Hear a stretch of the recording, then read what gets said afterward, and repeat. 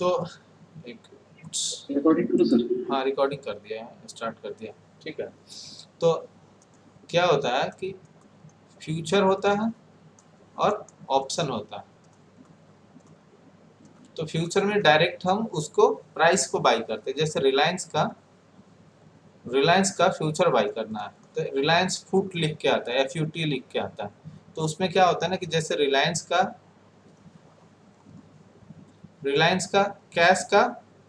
Cash में price चल रहा है, मान लेते हैं कि 2200 रुपया चल रहा है, ठीक है। तो उसके फ्यूचर का प्राइस क्या चलेगा, हो सकता है 2205 रुपये होगा या 2210 रुपये होगा, ऐसे होता है, डिफरेंस होता है, ठीक है। इससे इसके बीच में डिफरेंस हमेशा होता है, हमेशा डिफरेंस होता है, लेकिन इतना ज़्यादा का डिफरेंस भी नहीं हो जाता है कि आप उसमें स्प्रेड ट्रेडिंग कर दो। स्प्रेड ट्रेडिंग भी होता है कुछ, मैं बताऊंगा वो। उसमें क्या दिक्कत आती है, उसमें क्या होता है कि अब ये छोड़ो, ये बाद में स्ट्रेटजी है, इसको मैं बाद में बताऊंगा, ठीक है। बस इतना समझ लो, इसके बीच में डिफरेंस होता है, कभी कम भी डिफरेंस होता है, कभी ज़्यादा भी डिफरेंस होता है, ठीक है। और तो ये इसमें भी दो चीज़ होता है, एक NSE का होता है, एक BSE का होता है। अब NSE BSE में भी कुछ फर्क आ जाता है, जैसे 2200 है तो ये 2202 रुपये पे होगा, तो इतने का कुछ डिफरेंस आ जाता है इसमें, लेकिन इसके बीच में भी ज़्यादा डिफरेंस नहीं आता है। ये बिल्कुल आप समझ लो, इसके बीच में भी ज़्यादा डिफरेंस नहीं आता है और इसके बीच में भी ज़्यादा डिफरेंस नहीं आता, कभी कम कभी ज़्यादा हो सकता है, ठीक है। और ऑप्शन में क्या होता है, दो तरह की चीज़ होते हैं, कॉल होता है और एक पुट होता है। देखो सिंपल जो लैंग्वेज है वो उस लैंग्वेज में मैं आपको बताऊंगा, कोई मैं टेक्निकल यूज नहीं करने जा रहा हूँ, मुझे कोर्स बेचना नहीं है, मुझे बस यही है कि आपको मैं ऑप्शन और फ्यूचर समझा दूं कि क्या चीज़ है। नहीं तो ट्रेड तो आपका प्राइस एक्शन ही हर चीज कराता है, लेकिन ऑप्शन फ्यूचर का आपको बेसिक्स पता होना चाहिए। लेकिन अभी मैं ऑप्शन बता रहा हूँ, फ्यूचर बाद में बताऊंगा, ठीक है। इसलिए फ्यूचर से अभी कोई बात नहीं होगी, बस ऑप्शन से बात होगी, ऑप्शन के बाद फ्यूचर पे बात होगी ना जब, तो जब दोनों को जब पढ़ लेने के बाद दोनों को मिक्स करके हम काम करना सीखेंगे, ठीक है, कि कैसे काम करते हैं उस पर।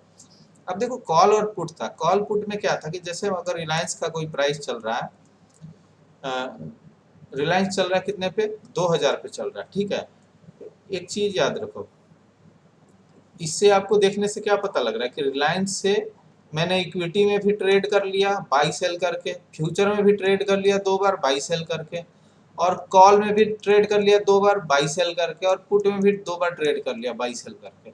यानी एक रिलायंस को मैं कितने टाइप से ट्रेड कर सकता हूँ, 2, 2, 4, 2, 6, 2, 8, 8 बार में ट्रेड कर सकता हूँ, समझे। इतने बार ट्रेड हो सकता है। अब इनको ना मिक्स करके भी ट्रेड कर सकते हैं, लेकिन ये आपको जानना बहुत जरूरी है, ये सब बेसिक्स आपको नहीं पता होगा तो कभी कभी आपके पोजीशन अपोजिट साइड में जाने लगेगा, लॉस होने लगेगा, और ये चीज आपको बचा नहीं सकता कोई, ठीक है। ये आपको फ्यूचर ऑप्शन ही बचाएगा, इसलिए F&O साथ में ही आता है, अ, दोनों का यूज बहुत ही बेहतरीन है। ये बनाया ही गया था कि आपको पोजीशन हेज करेंगे, या बहुत तरह के चीज आगे आएंगे, वो सब सीखेंगे कि कैसे हम पोजीशन को हेज करते हैं, कैसे हम इंश्योरेंस की तरह यूज करते हैं ऑप्शन को, ठीक है।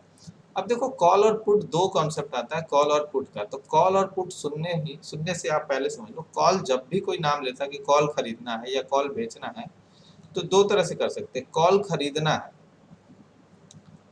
कॉल बाई करना है, या फिर सेल करना है, ठीक है। तो कॉल जब भी बाई करते हैं तो अप साइड के लिए बाई करते हैं, और पुट ये सेल करते हैं तो डाउन साइड के लिए। इसका उल्टा ही हो गया, अगर मैं सेल कर दूंगा तो नीचे के लिए हो गया।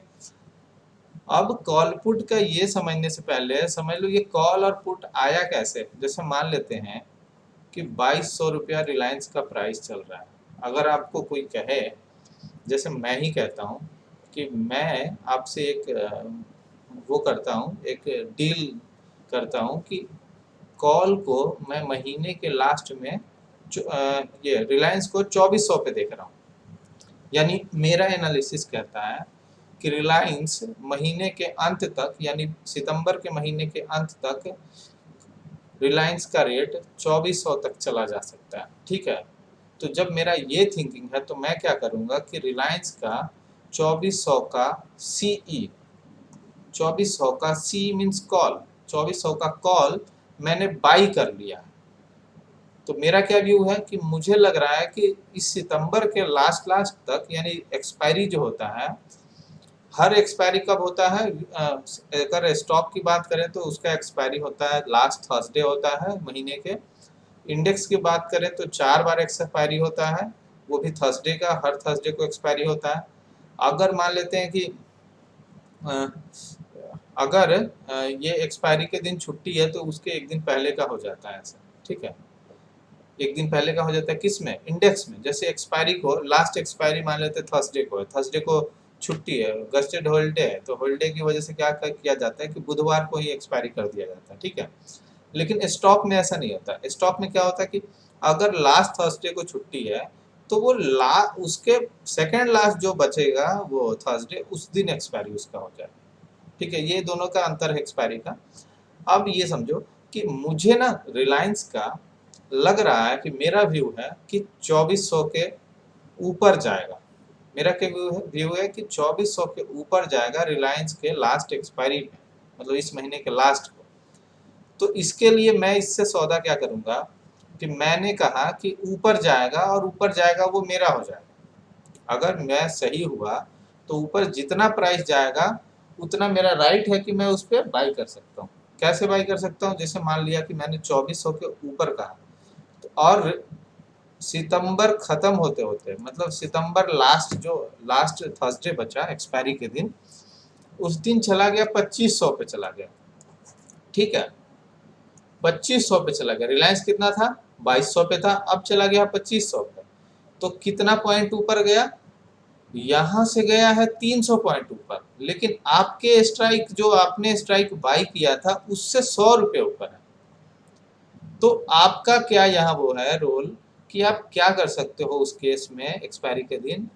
या तो आप क्या करो कि उस ऑप्शन को बेच दो, जो आपने कॉल खरीदा था उसको बेच दोगे।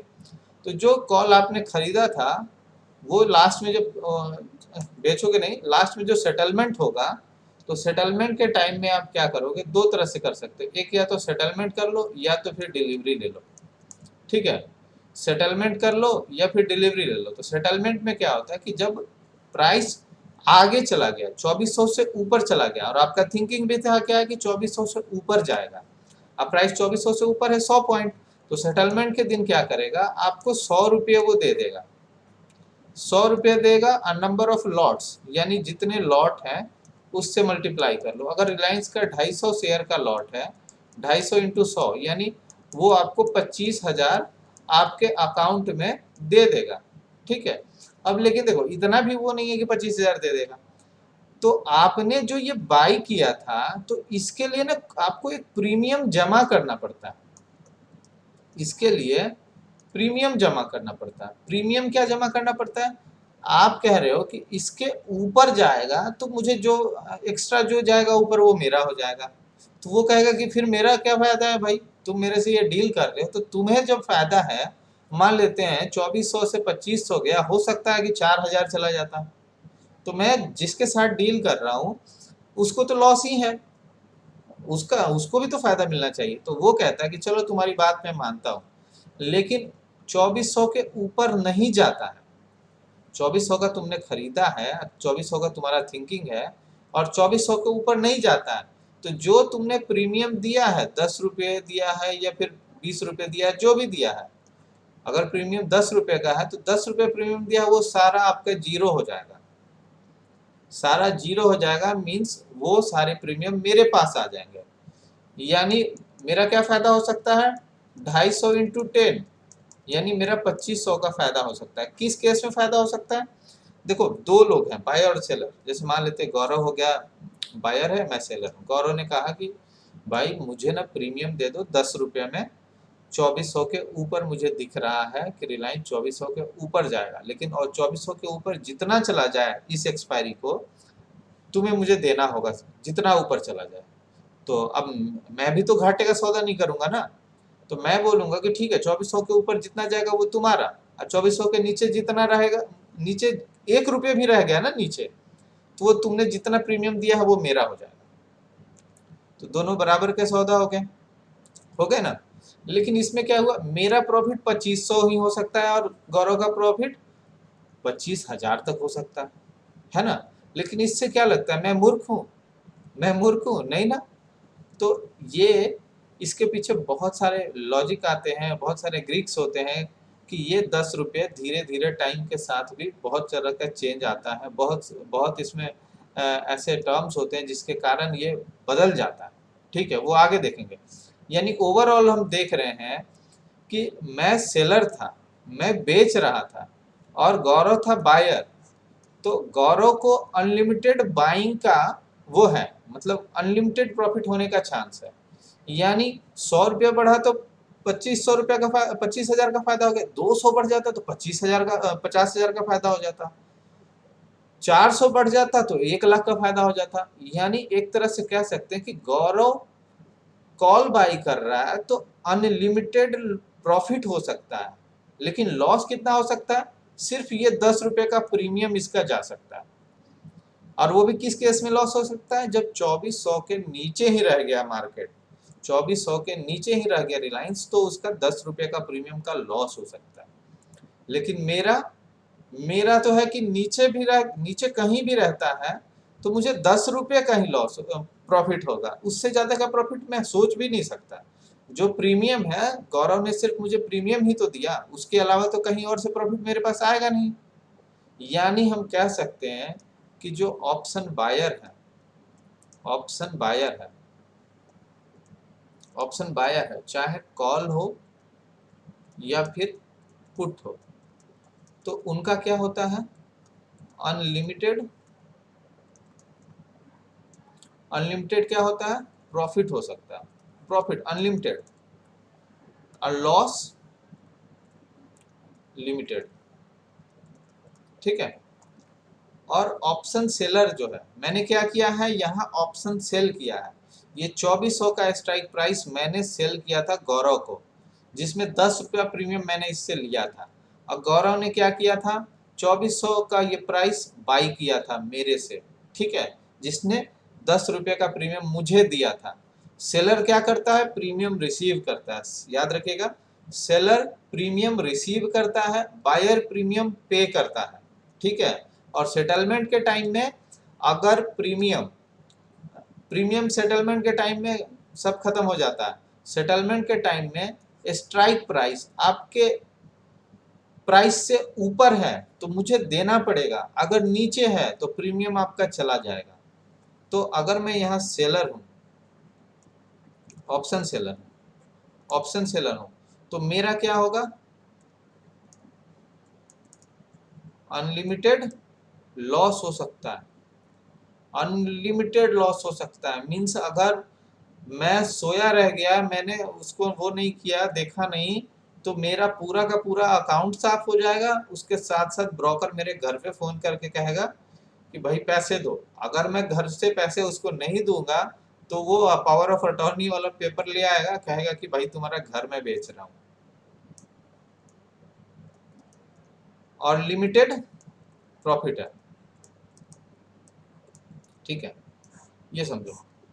अनलिमिटेड लॉस है, अनलिमिटेड प्रॉफिट।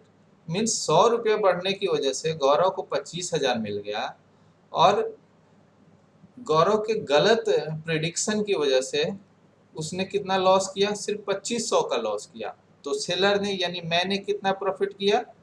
2500 का सिर्फ प्रॉफिट किया। लेकिन मैं अगर गलत हो जाता, गौरव सही हो जाता, तो मुझे 25,000 गौरव को देने थे।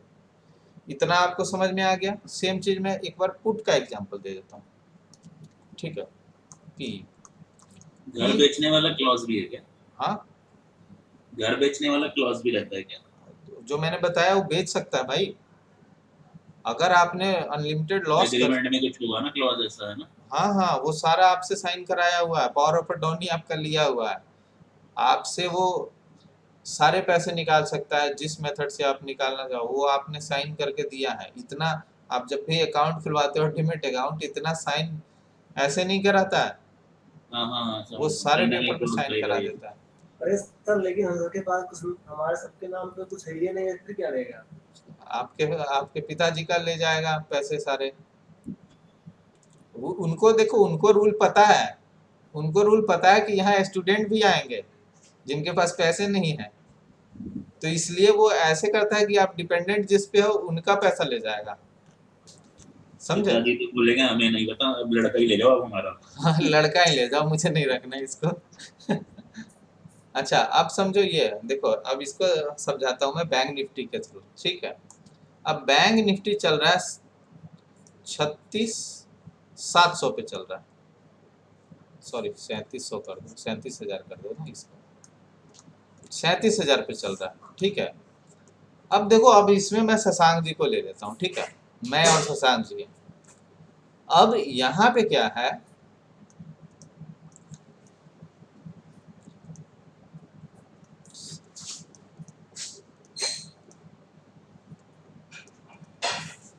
ठीक है।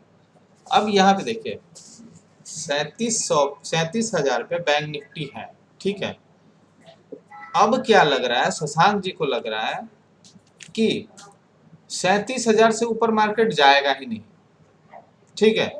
शशांक जी को लग रहा है कि 37,000 से ऊपर मार्केट नहीं जाएगा, तो वो क्या कहेंगे कि मैं ना नीचे का डील करता हूँ, ठीक है। नीचे के लिए कोई ऐसा सौदा करता हूँ किसी के साथ, कोई सेलर होगा जिसके साथ सौदा करता हूँ कि वहां तक जाएगा तो उससे ऊपर जाए, उससे नीचे जाएगा तो मुझे प्रॉफिट होगा, ठीक है। तो मैं ना 36,400 पे बैठा हूँ, सेलर हूँ मैं जो हूँ, 36,400 का पी बेचने वाला हूँ मैं, ठीक है। 36,400 का पी मेरे पास है ऑलरेडी है, कितना है, 100 शेयर है, 100 है, यानी नहीं, एक ही लॉट पे एग्जांपल लेता हूँ, ज़्यादा क्यों रिस्क लूँ।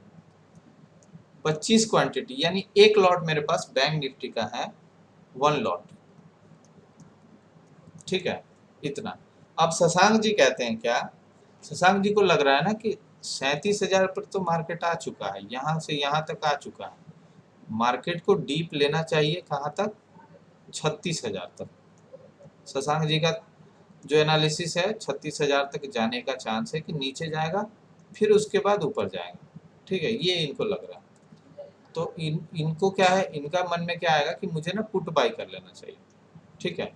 तो ये क्या किए, कल सुबह उठे हैं और 36,400 का पुट बाई किया है इन्होंने। क्या किया है, 36,400 का पुट बाई किया। तो 36,400 का पुट देख लेता हूँ कितना प्राइस चल रहा है। बैंक निफ्टी 36,400 का पुट,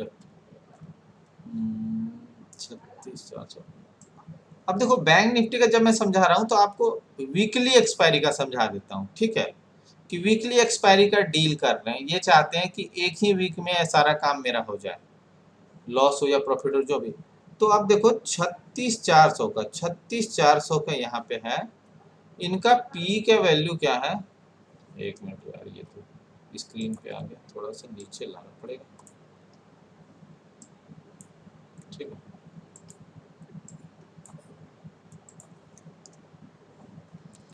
इन्होंने क्या किया, ये देखना, ये 36,400 का स्ट्राइक है, ये क्या है, स्ट्राइक प्राइस, ये है कॉल है, और यहाँ पे ये है पुट, ठीक है। तो 36 का यहाँ देखो प्राइस क्या चल रहा है, लास्ट ट्रेडेड प्राइस क्या है, 153 है इसका लास्ट ट्रेडेड प्राइस, है ना। तो इन्होंने मेरे से कहा कि मुझे ना ये 153 रुपये का मैं प्रीमियम पे करता हूँ, ये प्रीमियम का रेट क्या है, 153 रुपये। तो 153 रुपये का प्रीमियम शशांक जी ने मुझे पे कर दिया और मेरे से पी बाई कर लिया 36,400 का। अब ध्यान से याद रखो, मैं हूँ सेलर और शशांक जी है बायर, ये चीज याद रखोगे, नहीं भूलोगे आप, ठीक है। शशांक जी ने मेरे से 36,400 का पी बाई किया, क्यों बाई किया, क्योंकि इनको लग रहा है कि 37,000 से ये नीचे जा सकता है, कहाँ तक जा सकता है, 36,000 तक जा सकता है लेवल, ठीक है। ये 37,000 है, ये 36,000 तक जा सकता है, इनको लग रहा है। तो इन्होंने कहा मेरे से कि मैं आपसे डील कर रहा हूँ, ऐसे देखो कहता नहीं है, ये मैं समझाने के लिए समझा रहा हूँ। इनका क्या है सीन कि ये कह रहे हैं कि मार्केट मुझे इसी सप्ताह में, इसी एक्सपायरी को, ये क्या है, एक्सपायरी का डेट है, ये कितना लिखा हुआ है, 9 सितंबर, है ना। ये 9 सितंबर को एक्सपायरी के डेट को इन्होंने कहा मुझसे कि 9 सितंबर तक मार्केट 36,400 के नीचे रहता है, तो 36,400 के नीचे कहाँ तक रह सकता है? 36,000 भी रह सकता है, 34,000 भी, या 30,000 भी रह सकता है, ठीक है। लेकिन इन्होंने क्या कहा कि 36,400 के नीचे अगर जाता है तो जितना पॉइंट नीचे जाएगा वो सारा पैसा मेरा, ठीक है। यानी 36,400 पे अगर मान लेते हैं शशांक जी इस वीक में सही भी हो गए, तो 36,400 से 36,000 पे जाने में कितने उनको मिलेंगे? 400 पॉइंट मिल जाएंगे। पॉइंट कहूँगा तो समझ जाइएगा 400 रुपए, यानी 400 पॉइंट इनको मिल जाएगा यहाँ पे जब 36,400 के नीचे जाएगा तो इन्होंने कितना लॉट बाई किया है? 1 लॉट बाई किया है। तो इनका प्रॉफिट क्या हो सकता है? हो सकता है, मैं बात कर रहा हूँ मैं अभी, हो सकता है 400 इंटू 25 यानी कितना हो गया? ये 10,000 रुपये ये प्रॉफिट में रह सकते हैं अगर मार्केट 36,400 से नीचे 36,000 पे जाके बंद होता है तो। लेकिन लिमिट का कितने तारीख तक है? 9 सितंबर के पहले ही ये चीज होना चाहिए। 9 सितंबर के बाद जाता है तो वो डील ही खत्म हो जाएगा, समझ जाइएगा, वो डील ही खत्म हो जाएगा। ये डील क्या है? लिमिटेड पीरियड के लिए है और लिमिटेड एक्सपायरी को करके एक लेवल है, उस लेवल के नीचे जाएगा तभी शशांक जी को पैसे मिलेंगे। अगर शशांक जी ने 9 तारीख से पहले 9 तारीख तक इनका नीचे चला गया, 9 तारीख को एक्सपायरी हो गया तो इतने पॉइंट इनको मिल जाएगा, ठीक है। अभी देखो, बस अभी मैं सिर्फ एक्सपायरी का समझा रहा हूँ कि ये एक्सपायर होता है तब ऐसे होता है। अगर 9 तारीख को एक्सपायर हो जाएगा तब मुझे इतना मिलेगा। ऐसा नहीं है कि मैंने 9 तारीख से पहले ही बेच दिया और मैं कहूँगा कि मुझे 400 पॉइंट दो, तो ऐसा नहीं होता, ठीक है। वो अलग चेंज हो जाता है, वो भी मैं समझाऊंगा कैसे वो अलग चेंज हो जाता है। उससे पहले ये समझो आप, ठीक है। तो 400 रुपये का इनका प्रॉफिट हो सकता है, लेकिन मेरा क्या लॉस हो सकता है? 400 रुपये का। मैं 10,000 रुपये का यहाँ पे लॉस कर सकता हूँ जब शशांक जी 36,000 पे क्लोज दे देते हैं तो मेरा लॉस कितना हो सकता है? 10,000 का लॉस हो सकता है। मैं सेलर हूँ तो मैं ही दूंगा ना शशांक जी को पैसे, यानी मेरा लॉस 10,000 का मैक्सिमम हो सकता है, ठीक है। अगर 36,000 पे क्लोज हुआ तो मान लेते हैं 30,000 पे क्लोज हो गया तो 9 सितंबर तक ही अगर 30,000 पे क्लोज हो गया तो समझो 600 पॉइंट और, तो 600 पॉइंट और समझ लो इधर, तो 600 पॉइंट इधर और 400 पॉइंट इधर, यानी 1000 पॉइंट, यानी मैं अभी 25,000 तक का लॉस कर सकता हूँ। अगर जैसे नीचे नीचे जाता चला गया, अगर इनके जो लिमिटेड पीरियड के नीचे जितना चलता गया उतना मैं लॉस कर सकता हूँ, यानी मैं सबसे बड़े लॉस पे बैठा हूँ। कह सकता हूँ ना कि मैं सबसे बड़े रिस्क पे बैठा हूँ। और शशांक जी का क्या रिस्क है? शशांक जी जब मुझे ऐसे बोले तो मैंने कहा कि भाई चलो आपको तो मैं दे देता हूँ, अगर उसके नीचे जाएगा तो प्रॉफिट आपको इतना दे दूंगा मैं, लेकिन मुझे क्या मिलेगा? तो मुझे शशांक जी ने क्या दिया है? 153 रुपये का प्रीमियम पे किया है। तो 153 का ही प्रीमियम सिर्फ नहीं पे किया है इन्होंने क्या पे किया है? 25, ये एक लॉट पे 25 क्वांटिटी इंटू 153 कितने रुपए हो जाएंगे? कैलकुलेट कीजिए आप, 153 इंटू 25 यानी इन्होंने 3800 रुपये 3825 रुपये इन्होंने प्रीमियम के तौर पे मुझे पे किया है। समझो, बात को समझो आप, यहाँ पे इन्होंने प्रीमियम के तौर पे कर दिया, तो अगर 9 तारीख को एक्सपायरी हो जाएगी तो इनका प्रीमियम मेरे पास ऑलरेडी आ जाएगा। मेरे पास इनका प्रीमियम मेरे पास जमा हो चुका है 138 रुपये का, 138 रुपये 25 पैसे, 25 रुपये नहीं, 3,825 रुपये मेरे पास आ चुका है और शशांक जी को इतना प्रॉफिट हो गया। 9 तारीख को एक्सपायरी हुआ और एक्सपायरी के दिन मार्केट बंद हुआ 3600 पे, तो शशांक जी कहेंगे कि मैं तो 400 पॉइंट के प्रॉफिट में हूँ, तो शशांक जी को चाहिए 10,000 रुपये। तो किससे चाहिए? शशांक जी को चाहिए 10,000 रुपया। किससे चाहिए?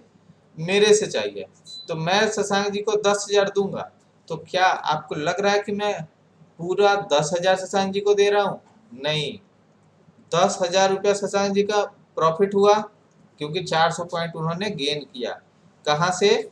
36,400 से 36 तक का डिफरेंस मैं इनको दे रहा हूँ। और शशांक जी ने पहले से मुझे क्या दिया हुआ है? 38.25 का दिया हुआ है इन्होंने, ठीक है। अब घटाता हूं तो कितना पड़ जाएगा मेरा? यानी मैं ओवरऑल इतने रुपए का लॉस में रहूंगा। कैसे रहूंगा? क्योंकि प्रीमियम तो मैंने इतना रिसीव कर लिया था बायर से, यानी शशांक जी से। शशांक जी ने अपना स्ट्रेटजी जो लगाया वो सक्सेसफुल रहे, तो उन्होंने 400 पॉइंट कैच किया और उनको 10,000 का प्रॉफिट है। तो अब क्या है, शशांक जी का ओवरऑल क्या प्रॉफिट होगा? 6,175 का, क्योंकि 3,825 रुपये उन्होंने बाइंग टाइम में पे कर दिया था। ये पे जो है ये उनको रिटर्न नहीं होगा, चाहे वो सही हो जाएंगे या गलत हो जाएंगे। एक्सपायरी हुआ, ये पैसे उनको रिटर्न नहीं होंगे, उनके प्रीमियम 0 हो जाएंगे। यानी होता है ना कि अगर हम वो करते हैं, क्या बोलते हैं, टर्म इंश्योरेंस लेते हैं, तो टर्म इंश्योरेंस वाला क्या कहता है कि पहले तो कहता था कि 500 टर्म इंश्योरेंस का कुछ एडवर्टाइजमेंट आपने देखा है? पहले कहता था कि 400 रुपया पर मंथ आपको देना होगा और आप मर जाइएगा तो 1 करोड़ रुपया आपकी फैमिली को मिल जाएगा, ठीक है। अब क्या कहता है कि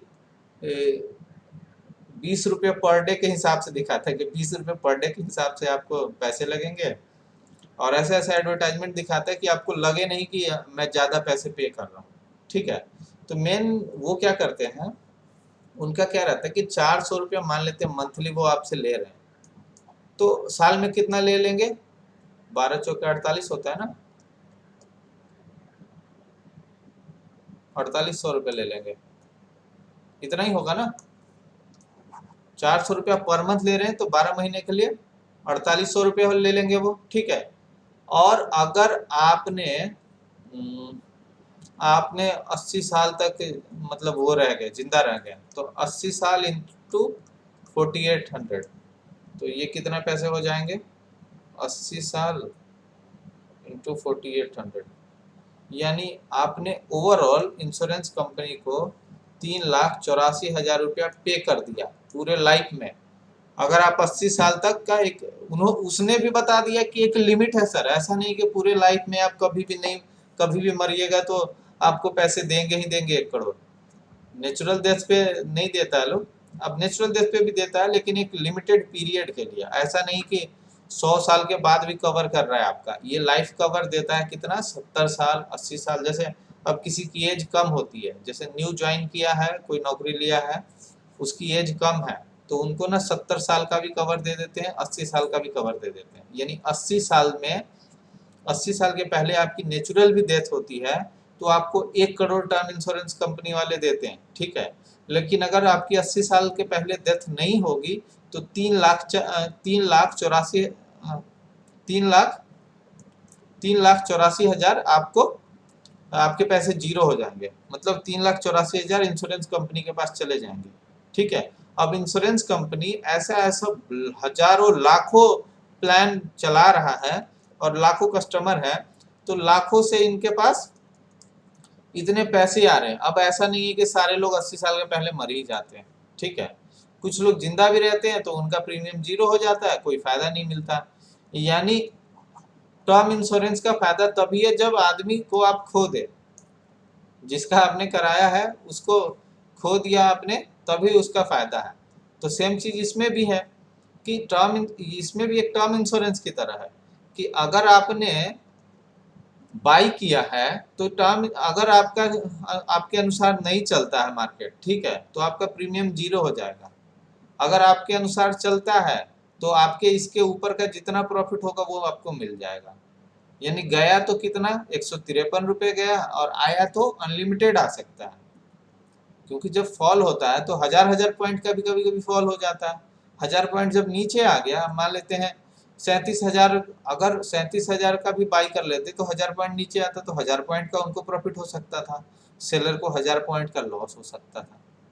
1000 पॉइंट नहीं, 1000 इंटू 25 यानी एक लॉट का, यानी 25,000 का लॉस हो सकता है, सेलर को और बायर को प्रॉफिट हो सकता है। लेकिन इसका मतलब ये नहीं है कि सेलर मूर्ख है। सेलर ऐसा नहीं है कि सेलर इतना रिस्क ले रहा है, क्योंकि अनलिमिटेड रिस्क है ना, नीचे जाएगा तो अनलिमिटेड रिस्क होगा।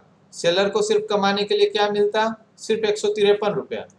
यानी इंश्योरेंस कंपनी जो आपकी है वो कितना कमाना चाहती है, 3,84,000 ही आपसे कमाना चाहती है। लेकिन अगर आपकी डेथ हो गई तो वो आपको 1 करोड़ देगा, तो नुकसान तो उसको ज़्यादा है। लेकिन ऐसा भी नहीं है कि इंश्योरेंस कंपनी बेवकूफ़ है, वो जानता है कि इतने दिन में सारे लोग की डेथ नहीं होगी। ठीक है, अब यहाँ पे क्या है, सेलर को 153 रुपया से ज़्यादा 1 भी रुपया का फायदा नहीं होगा। यानी ये जो प्रीमियम पहले रिसीव किया, ये प्रीमियम जो 3,825 रुपये का, यानी 153 का प्रीमियम जो सेलर ने रिसीव किया, यही इसका ओवरऑल प्रॉफिट हो सकता है। और वो भी प्रॉफिट किस केस में हो सकता है, जैसे ये 36,400 का अगर शशांक जी ने पुट बाई किया था तो 36,400 के नीचे गया ही नहीं। अब मार्केट कहाँ क्लोजिंग हो गई, एक्सपायरी के टाइम तक मार्केट कहाँ क्लोज हो गई, 36,500 पे क्लोज हो गई, 36,500 पे। लेकिन शशांक जी ने तो 153 रुपया दिया है, किसके लिए, कि 36,400 के नीचे जाएगा तब मुझे प्रॉफिट होगा। लेकिन 9 तारीख डेट तक क्या हुआ है, 36,500 पे मार्केट बंद हो गई। अब क्या होगा, शशांक जी का ये 3,825 रुपया पूरे जीरो हो जाएगा, इनको कुछ न मिलने वाला। ठीक है, लेकिन मेरे पास ओवरऑल 3,825 रुपया आ ही जाएगा। कब आ जाएगा, यानी सेलर तब जीतता है जब बायर का थिंकिंग गलत होता है। बायर अगर गलत प्रेडिक्शन करते हैं तो सेलर जीत जाते हैं। इसलिए कहा जाता है कि कभी भी आप मार्केट में ऑप्शन सेलिंग में आते हो तो आपको पूरी तरह से नॉलेज होना चाहिए, आपको पूरी तरह से समझ होना चाहिए कि कहाँ से कहाँ मार्केट जा सकता है। जिसको समझ नहीं है वो ऑप्शन सेलिंग में आएगा, पूरी तरह से वो जीरो होके जाएगा, क्योंकि यहाँ पे सेलर का अनलिमिटेड लॉस है, बायर का अनलिमिटेड प्रॉफिट है। अब देखो बहुत सारा ऐसा केस होता है कि अब शशांक जी ने बाई कर लिया और 9 तारीख तक हो सकता है 3600 पे चला जाए, हो सकता है चला जाए, लेकिन उसके बीच में ना धीरे धीरे इसमें टाइम वैल्यू आ जाता है, बहुत सारे ग्रीक्स आ जाते हैं। जैसे ये देखो दिख रहा है, गामा दिख रहा है, वेगा दिख रहा है, थीटा दिख रहा है, डेल्टा दिख रहा है, ये सारे ना इस प्राइस को बहुत इफेक्ट करता है। किसका, ये प्रीमियम के प्राइस को, ये 53 रुपये 153 रुपये के प्रीमियम के प्राइस को बहुत इफेक्ट करता है। ठीक है, अब देखो इतना जितना देर मैंने आपको बताया है ये चीज, अब इसमें बहुत कुछ आपको समझ आ गया होगा। अब थोड़ा सा टेक्निकल आपको वर्ड बता देता हूँ। अब होता है कि पे ऑफ मीन्स क्या होगा, पे ऑफ होता है जो मार्केट सेटलमेंट के बाद जो आपको पैसे मिलते हैं, ठीक है, ये सेलर जो देता है उसको बोलते हैं पे ऑफ। जैसे यहाँ पे 36,400 का प्रीमियम इन्होंने बाई किया था, कितना हो गया यहाँ पे, पे ऑफ निकालना। ठीक है, पे ऑफ कि पे ऑफ कितना मिलेगा मुझे, ओवरऑल कितना लास्ट में एक्सपायरी के दिन कितना मिलेगा। 36,400 का शशांक जी ने बाई किया, 36,400 का पीई बाई किया। ठीक है, पीई बाई किया जिसका प्रीमियम का प्राइस था 153 प्राइस था। ठीक है, अब प्राइस कहाँ चला गया है, 36,200 चला गया। यानी एक्सपायरी के टाइम में, एक्सपायरी जब हुआ तो 36,200 पे मार्केट बंद हुआ। ठीक है, 36,200 पे बंद हो गया, यानी कह सकते हैं कि 200 पॉइंट का फॉल हुआ है ना, 200 पॉइंट का फॉल हुआ है। तो 200 पॉइंट का फॉल हुआ है तो इनको क्या मिलेगा शशांक जी को, 36,400 माइनस 36,200, तो हुआ क्या पे ऑफ इनका, पे ऑफ हो रहा है कितना, 200 रुपये का पे ऑफ हो रहा है। यानी 200 रुपये इंटू 25 एक लॉट का, यानी 5,000 रुपये का शशांक जी को प्रॉफिट हो रहा है। पे ऑफ में उनको इतना प्रॉफिट मिला आफ्टर सेटलमेंट के बाद इनको इतना प्रॉफिट मिला। ठीक है, लेकिन इनको प्रॉफिट किसने दिया, सेलर ने दिया। सेलर को यानी मैंने क्या किया था, मैंने इनसे पहले ही ले लिया था 153 रुपये पहले ही ले लिया था एज ए प्रीमियम इनसे मैंने पहले ही ले लिया था। यानी 25 इंटू 153 यानी कितना हो गया, 3825 रुपया था इनका, ठीक है। यानी ये तो खुश है कि मैं तो 200 पॉइंट का प्रॉफिट कर लिया। अब मैं खुश हूँ कि अच्छा इनका तो प्रीमियम मेरे पास आ ही गया है। यानी ओवरऑल मुझे कितना देना पड़ेगा, मुझे कितना देना पड़ेगा और शशांक जी के खाते में कितना आएगा, ये देखते हैं। मुझे कितना देना पड़ेगा, मुझे देना पड़ेगा 5000 माइनस 3825 कितना हो जाएगा,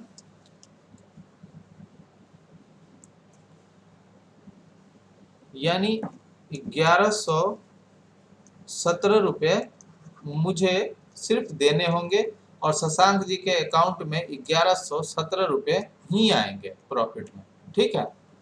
तो यहाँ पे इनका क्या हो गया, इनका देखने से ये पता चल रहा है कि जो इनका थिंकिंग था ना, अगर शॉर्ट टर्म के लिए देखते हैं तो ये ना कुछ फायदा नहीं हुआ इनको कुछ फायदा नहीं हुआ। मान लेते हैं कि अब दूसरा केस ले लेते हैं। दूसरा केस में क्या हो सकता है, अब मार्केट ना 36,300 पे बंद हो गया,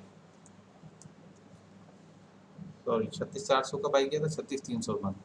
दूसरा केस मैं लेता हूँ, पहला 36,200 का लिया, दूसरा 36,300 का लेता हूँ, ठीक है। तो 36,300 पे बंद हो गया, तो अब इनको क्या डिफरेंस मिलेगा, 100 रुपए का, है ना। 36,400 माइनस 36,300 बराबर 100 रुपये, यानी 25 गुने 100 यानी 2500 रुपये का शशांक जी को फायदा हो रहा है, ठीक है। इनको क्या मिला पे ऑफ में, 2500 रुपये का।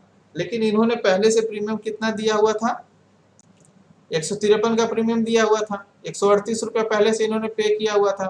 तो इनका क्या हो जाएगा, 138 माइनस 2500, तो कितना हो जाएगा, यानी अभी ये माइनस में है 1325 रुपए का। यानी इनका सही भी चला लेकिन फिर भी अभी क्या है, ओवरऑल लॉस में ही है ना, क्योंकि इन्होंने प्रीमियम पहले ही दे दिया है। तो अब देखिए, अब इन सब चीज को सुनने से आपको सब कोई बता देता है ये चीज कि ऐसे है ऐसे है।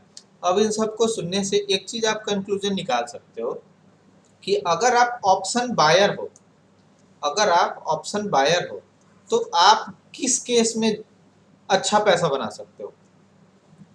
आपने ऑप्शन बाय किया तो किस केस में पैसा बना सकते हो, जब बहुत बड़ा मूव मिलेगा तब, समझे, जब बहुत बड़ा मूव मिलेगा तब। यानी 36,400 का बाय किया और वो 36,000 हो जाए या 30,000 हो जाए, इस केस में आप ऑप्शन बायर को बहुत अच्छा खासा प्रॉफिट मिलता है, ठीक है। इस केस में अच्छा खासा प्रॉफिट मिल जाता है। अब ये समझिए यहाँ पे इसको, कहाँ चला गया, इस केस में अच्छा खासा आपको प्रॉफिट मिल सकता है, ठीक है। अब देखिए ये एक हो गया कि बहुत अच्छा ट्रेंडिंग मार्केट मिल जाए, वन वे चले मार्केट, इस वजह से आपको अच्छा खासा प्रॉफिट मिल सकता है। दूसरा चीज इसमें क्या आ रहा है कि जो आप प्रीमियम बाई करते हो, जो आपने प्रीमियम बाई किया, तो ये प्रीमियम तो एक तरह से आप दे रहे हो ना सेलर को। तो अब क्या चाहोगे कि सेलर को जितना कम से कम प्रीमियम दे हम, ठीक है। ये क्या थिंकिंग होनी चाहिए हमें कि सेलर को जितना कम प्रीमियम हम देंगे उतना ज्यादा मुझे फायदा होगा। यानी ओवरऑल आपके तो वही लॉस होंगे ना जो आपने प्रीमियम दिया। ऑप्शन सेलर जब आपको, अच्छा चौथा केस तो मैंने बताया नहीं आपको। चौथा केस इसमें क्या हो गया, चौथा केस हो गया, ये तो बताया दोनों साइड में जब शशांक जी को प्रॉफिट हो रहा था, इसमें 100 पॉइंट और इसमें 200 पॉइंट का प्रॉफिट हो रहा था। अब तीसरा केस में बताता हूँ। तीसरा केस में मैंने क्या किया कि तीसरे केस में शशांक जी ने जो सोचा था वो क्लोज हो गया कहाँ पे, 36,400 के नीचे क्लोज होना था उनको, लेकिन ये ना 36,600 पे क्लोज हो गया, ठीक है। नहीं और थोड़ा नजदीक ले जाता हूँ मैं, 36,500 पे क्लोज हो गया। यानी इस बार क्या हुआ, 36,500 पे क्लोज हो गया। तो 36,500 पे क्लोज होने का मतलब क्या हो गया, कि जो इनका सोचा हुआ था कि 36,400 के नीचे जाएगा मार्केट, अब 36,500 पे हो गया, इनका गया ही नहीं नीचे, तो इनको क्या मिलेगा प्रॉफिट? कुछ नहीं मिलेगा, जीरो। इनका गया हुआ 153 का जो प्रीमियम है वो भी गया, यानी सेलर ओवरऑल प्रॉफिट में है। यानी आप बायर हो तो समझ लो कि जितना आपने कम प्रीमियम दिया है, मान लेते हैं शशांक जी 50 रुपये पे भी ये डील कर लेते मेरे से, अगर 153 वाला डील इनको 50 रुपये में मिल जाता तो इनके लिए तो बहुत अच्छा है। ज़्यादा से ज़्यादा क्या लॉस होगा? 50 रुपये का लॉस होगा, लेकिन जब प्रॉफिट होगा तो अनलिमिटेड हो जाएगा। और यहाँ पे क्या होगा 50 रुपये पे सेलर के लिए ज़्यादा से ज़्यादा प्रॉफिट क्या होगा? 50 रुपये का होगा, लॉस क्या होगा? अनलिमिटेड हो जाएगा। और बायर के लिए क्या होगा? ज़्यादा से ज़्यादा लॉस होगा 50 रुपये का और गेन होगा अनलिमिटेड होगा। समझे? दोनों अपोजिट है। सेलर जहां आते हैं ऑप्शन सेलर वो अनलिमिटेड लॉस पे बैठे हुए हैं, और बायर जहां आते हैं अनलिमिटेड गेन पे बैठे हुए हैं। लेकिन जब आप आगे थोड़ा सा बढ़ोगे ना, तब उसके बाद पता चलेगा कि ऑप्शन बायर को क्या क्या दिक्कतें आती है इसमें। ठीक है, दिक्कतें क्या आती है। अब देखो ये तो आपको समझ आ गया। अब दूसरा चीज क्या है, अब ये तो मैंने आपको समझाया कि ओटीएम का। अब यहाँ देखो 4 चीज दिख रहा है। देखो पहले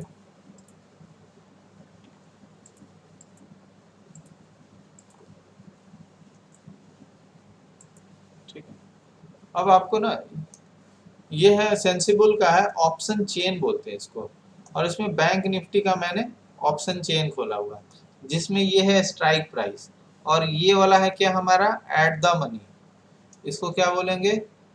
एटीएम, एट द मनी। और ये है कॉल साइड और ये है पुट साइड, और ये बीच में जो स्ट्राइक प्राइस है दोनों को डिवाइड करता है हाफ हाफ। और ये जो येलो वाला शेडेड एरिया है, दो साइड शेडेड एरिया मिलेगा, येलो वाला इस साइड भी है, पुट साइड भी और कॉल साइड भी। ठीक है, तो ये शेडेड एरिया होता है in the money, in the money होता है ये। ठीक है, ये शेडेड एरिया होता है इन द मनी। ये भी हो गया क्या? In the money. अब याद रखो ये इन द मनी किसका हुआ? पी का हो गया। ये इन द मनी किसका हो गया? सी का हो गया। ठीक है ना, ये सी से सी याद रखना, पी से पुट याद रखना। और ये जो एरिया है बचा हुआ,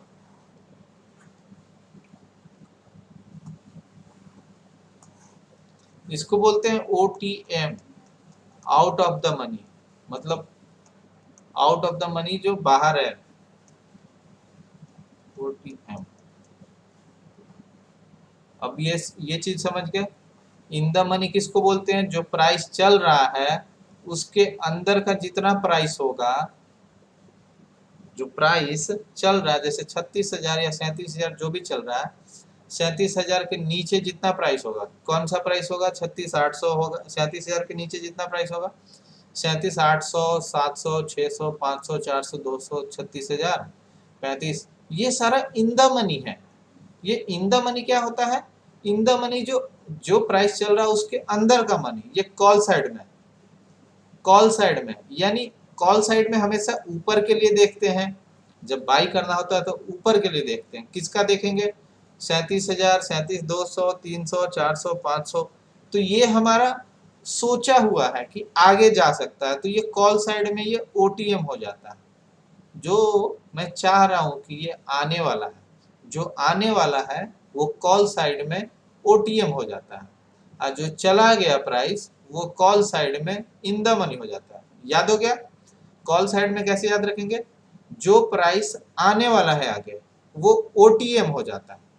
ठीक है, यानी 37,000 अभी चल रहा है, तो 37,000 के जितने प्राइस हैं वो कॉल साइड के लिए ओटीएम हो गए, आउट ऑफ द मनी हो गए।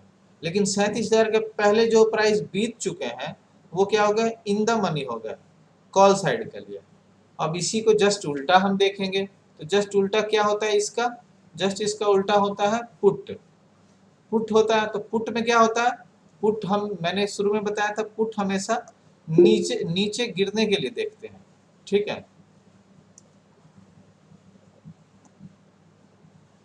36,900 की वो ये ग्रीन में है।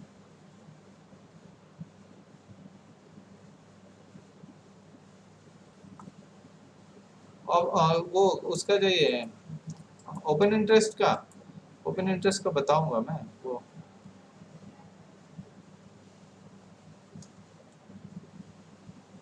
वो चेंज इन ओआई देखेंगे ना कैसे क्या होता है, ये कितना वो है वो देख लेते हैं, वो बाद में देखेंगे। अभी मैं बता दूंगा जब थोड़ा एनालिसिस करूंगा ना इस पे आपको। अभी थोड़ी देर में ये ख़त्म करके बताऊंगा तो ओपन इंटरेस्ट के बारे में थोड़ा सा हिंट्स दे दूंगा, क्योंकि उसका ना एक क्लास ही लूँगा ओपन इंटरेस्ट पे। वो बढ़िया सा क्लास उसमें समझाऊंगा कि कैसे कैसे हम देखते हैं। ये जो इतना बड़ा यहाँ दिख रहा है, ये इतना दिख रहा है, ये इतना दिख रहा है, इधर में ये दिख रहा है, और ये दिख रहा है, ये दिख रहा है। तो ये सारे जो लेवल है ना, इन पे हम बात करेंगे जब ऑप्शन चेन में अच्छे से पढ़ाऊंगा। तो ये मैं सिर्फ आपको ऑप्शन का थोड़ा सा बात बता रहा हूँ कि आगे के लिए काम आएगा। ठीक, अब देखिए ये समझ गए, यानी अगर पुट साइड में जैसे ही पुट का नाम आता है तो हम समझ जाते हैं कि मार्केट गिरने के वो में मूड में रहता है, तब हम पुट की बात करते हैं। अब मार्केट अपसाइड के लिए रहता है तब हम कॉल की बात करते हैं। तो इसमें भी सेम लॉजिक लेंगे। अगर पुट की बात हो रही है तो पुट का मतलब जो प्राइस जो प्राइस की ओर गिर सकता है, यानी 37,000 है तो 37,000 से कहाँ गिर सकता है, 36,900 पे गिर सकता है, 36,800 पे गिर सकता है, 700 पे, 600 पे, 500 पे, 400 पे, 300 पे, 200 पे। यानी जिधर गिरने का थिंकिंग है कि जहां तक गिर सकता है वो सारा हमारा ओटीएम है। और जो पहले से गिर चुका है, यानी ये गिर के यहाँ आ चुका है, 37,000 पे आ चुका है। ये 38,000 आगे का प्राइस है और 37,000 है। अगर गिरेगा तो और ये नीचे आएगा और नीचे आएगा और नीचे आएगा। तो जो आगे का प्राइस जो हम सोचते हैं ना कि गिर सकता है वहां तक, वो होता है पुट का ओटीएम हो गया। ठीक है, और इसमें क्या सोचे थे कॉल साइड में, जो कॉल साइड में हम प्राइस सोचते हैं कि वो प्राइस उतना चढ़ सकता है, उतना आ सकता है, वो प्राइस हो गया कॉल साइड का ओटीएम हो गया। मतलब उसको हम सोच रहे हैं कि उतना आ सकता है, जा सकता है ऊपर की ओर उतना, और इसमें हम इतना सोच रहे हैं कि वो इतना नीचे जा सकता है। ठीक है, in the money out of the money में थोड़ा सा प्रॉब्लम होगा, लेकिन आप समझ जाओगे। कॉल साइड में ये आईटीएम हो गया, ये ओटीएम हो गया, पुट साइड में ये ओटीएम हो गया, ये आईटीएम हो गया। इतना क्लियर है। अब होता क्या है कि जैसे जैसे मान लेते हैं यहाँ पे 36,900 को 36,900, एक मिनट छोड़ो इसको, 36,900 ही रखते, ठीक है, 36,900 रखते। 36,900 पे इन्होंने पुट बाई किया था। कौन सा पुट बाई किया था? 36,400 का, 36,400 का पी बाई किया था, पी बाई किया था। उसने उन्होंने प्रीमियम दिया था 153 रुपये का प्रीमियम दिया था। ठीक है, कितना बाई किया था? एक लॉट बाई किया था, एक लॉट यानी 25 क्वांटिटी, इतना बाई किया था। अब ये देखो बहुत अच्छा है, समझने की जरूरत है, जो नए हैं उनके लिए तो बहुत जरूरी है।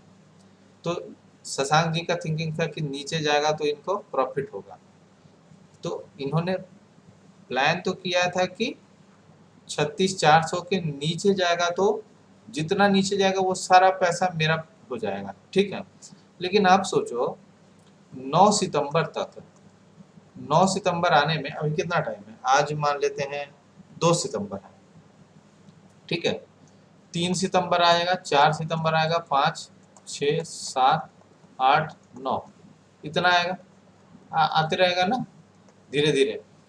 तो आज मान लेते हैं 53 का इन्होंने बाई किया था पुट, और कल ना मार्केट 200 पॉइंट नीचे गिर जाता है। कहाँ पे गिरता है? यहाँ पे, ये 36,700 पे आ गया। कहाँ से आ गया? पहले था 36,900 पे था, तो इनका वैल्यू था कितना? 153 रुपया वैल्यू था। अब 36,700 पे गिर गया दूसरे दिन मार्केट। ठीक है, लेकिन इनका जो थिंकिंग है कि 36,400 के नीचे रहेगा 9 तारीख को, लेकिन 9 तारीख से पहले 3 या 4 तारीख को ही क्या हुआ, 200 पॉइंट का फॉल हो चुका है, लेकिन यहाँ पे अभी इनको 36,400 के पास आया नहीं है ना। ये 36,400 का पी बाई किया है इन्होंने और यहाँ तक आया नहीं है, लेकिन जैसे ही 200 पॉइंट का फॉल होगा तो ये प्राइस बढ़ जाएगा प्रीमियम का, ये प्राइस प्रीमियम का बढ़ जाएगा। क्यों बढ़ जाएगा? क्योंकि जब 200 पॉइंट जब गिर गया, इसका मतलब लोगों को लग रहा है कि प्राइस जा सकता है, 200 पॉइंट और गिर सकता है, मतलब 36,400 तक जा सकता है। यही हो गया ना, यानी सेंटिमेंट चेंज हो गया। लोगों को अब मार्केट में लग रहा है कि अब जाने का प्रोबेबिलिटी जो है वो बढ़ गया है। जाने का प्रोबेबिलिटी जब बढ़ता है वैसे ही इम्प्लाइड वोलेटिलिटी बढ़ जाती है, और इम्प्लाइड वोलेटिलिटी बढ़ जाती है उसकी वजह से प्रीमियम की वैल्यू बढ़ जाती है। अब देखो समझो एक एग्जांपल, दिल्ली मेट्रो का ना चौथा पांचवा फेज चल रहा है, ठीक है, और दिल्ली मेट्रो में आपको पता लग रहा है कि ना इधर क्या बोलते हैं, एक एग्जांपल ले लेते हैं, मयूर विहार के पास आपको लग रहा है कि मयूर विहार के पास से एक और मेट्रो जाने वाली है, ठीक है। तो मेट्रो अगर वहां से जाने वाली है तो वहां पे क्या होगा, वहां पे जितने जमीन होंगे उनका रेट बढ़ेगा, उनके फ्लैट्स के रेट बढ़ेंगे, ठीक है। तो किसी ने 2 साल पहले ही कहा कि मेट्रो मयूर विहार के पास से जाने वाली है, ठीक है, मयूर विहार के पास से जाने वाली है, तो अभी फ्लैट का रेट वहां पे 25 लाख है, ठीक है, अभी फ्लैट का रेट 25,000 है, 25 लाख है, ठीक है। तो अभी तो हवा में बात चल रही है कि 25 लाख है, लेकिन जैसे ही 1 साल बीत जाता है, 1 ईयर निकलता है और वहां पे ना काम स्टार्ट हो जाता है, यानी लोगों को पता चल गया कि बिल्कुल जाने वाला है, लोगों को पता चल गया है कि बिल्कुल जाना, ये बात सही हो गई है। तो अब जो प्राइस वहां 25 लाख था, अब उसका प्राइस तो बढ़ जाएगा, तुरंत 35 लाख हो जाएगा। क्यों हो जाएगा? क्योंकि टाइम के साथ मतलब प्रोबेबिलिटी पूरी तरह से बढ़ चुकी है, पूरा क्लियर हो चुका है कि अब जा सकता है, अब एक बिल्कुल जा सकता है, तो रेट बढ़ जाएगा। उसी तरह से प्रीमियम की वैल्यू भी बढ़ जाती है। अब देखो ये 36,700 के पास प्रीमियम की वैल्यू क्या है, 36,700 के पास प्रीमियम की वैल्यू है 253। अब मान लेते हैं 252 हो गया इनका प्रीमियम के वैल्यू, पहले इतना था अब इतना हो गया। तो अभी क्या दिख रहा है, अभी शशांक जी को क्या दिख रहा है कि यार मैंने तो बाई किया था, 9 तारीख का इंतजार कर रहा था कि 9 तारीख तक ये 36,400 के नीचे जाएगा, लेकिन बीच में ही कंफर्मेशन मुझे हाई मिल गया कि हाँ भाई अभी नीचे जाने के लिए एकदम बिल्कुल अब जा सकता है, आप सही हो। तो वैसे ही रेट इनका बढ़ गया, तो जो रेट बढ़ गया तो अब ये क्या करेंगे, जैसे मान लेते हैं मयूर विहार वाला ही ले लेते हैं, मयूर विहार में 25 लाख में मैंने कोई फ्लैट ले लिया, जब 2 साल पहले हवा उठी थी कि हाँ भाई यहाँ ना फ्लैट का रेट बढ़ने वाला है क्योंकि मयूर विहार के पास से मेट्रो गुजरने वाली है, ठीक है, तो मैंने 25 लाख में ले लिया, ठीक है। अब क्या हुआ, जैसे ही 2 साल हुआ, जैसे ही 2 साल हुआ, 2 साल होते 1 साल हुआ, 1 साल होते ही जब वहां पे काम स्टार्ट होना स्टार्ट हो गया, तो रेट जब 35 लाख हुआ तो 35 लाख पे भी लोग इंटरेस्टेड हो जाएंगे, जिनको पता है कि हाँ भाई ये कंफर्मेशन के बाद ही मैं लूंगा। मैंने रिस्क लिया क्योंकि मैं कंफर्म नहीं था, मैं सिर्फ हवा में जब बातें हो रही थी तभी मैंने 25 लाख में रिस्क ले लिया कि मेट्रो जाएगी, रेट बढ़ेगा, ठीक है। अब रेट जब बढ़ गया 1 साल के बाद 35 लाख, तो अब दूसरे लोग बाई करना चाहेंगे। क्यों बाई करना चाहेंगे फ्लैट वहां पे? क्योंकि उनका वो कंफर्म हो गया कि हाँ भाई अब तो बढ़ना ही बढ़ना है, अब मेट्रो वहां आनी ही आनी है, अब 35 लाख में। तो मैं क्या करूंगा, मैं फ्लैट का आगे का काम छोड़ के उस फ्लैट को 35 लाख में बेच दिया, तो मेरे लिए कितना हो गया, 10 लाख का प्रॉफिट हो गया ना। इसी तरह क्या करेंगे शशांक जी, अब क्या करेंगे कि एक्सपायरी का इन्होंने वेट नहीं किया, एक्सपायरी का इन्होंने वेट नहीं किया कि एक्सपायरी का वेट क्यों करो, क्योंकि अगर हम एक्सपायरी पे वेट करते हैं तो जो ये 5300 रुपया 153 रुपया जो इन्होंने दिया है वो तो जीरो हो जाएगा, फिर बाद में देखा जाएगा कि इस स्ट्राइक प्राइस से ऊपर है मार्केट या नीचे है, उसी अनुसार उनका पे ऑफ दिया जाएगा, सेटलमेंट किया जाएगा। तो ये पे ऑफ और सेटलमेंट का इंतजार नहीं किया इन्होंने क्या किया, जैसे ही प्राइस बढ़ा बेच दिया। अब देखो 200, अब 200 ये 53 ही मान लेते हैं, ठीक है, आसान हो जाएगा। अब 153 से 253 हो गया, तो इनको डिफरेंस मिल रहा है 100 रुपया का मिल रहा है, तो अब ये ना पहले ही बेच देंगे कि भाई बेचो, मैं बेच दूंगा। तो इनका तो प्रीमियम भी आ गया, प्रीमियम आ गया ना। पहले कितना में था, 153 में 25 था, अब 253 में 25, ये क्वांटिटी है जो एक लॉट था, इतना का इनको डिफरेंस मिला, यानी 100 इंटू 25 यानी कितना हो गया, 2500 रुपया का इनको इजीली प्रॉफिट हो गया, प्रीमियम का प्रीमियम आ गया। ये 53 जीरो तो नहीं हुआ ना, क्योंकि एक्सपायरी से पहले ही इन्होंने अपना स्क्वायर ऑफ कर दिया, अपना पोजीशन को हटा दिया, 100 रुपये के प्रीमियम पे बेच दिया इन्होंने, ठीक है। मान लेते हैं ये 37 न होके ये 36,500 पे चला जाता। एक मिनट,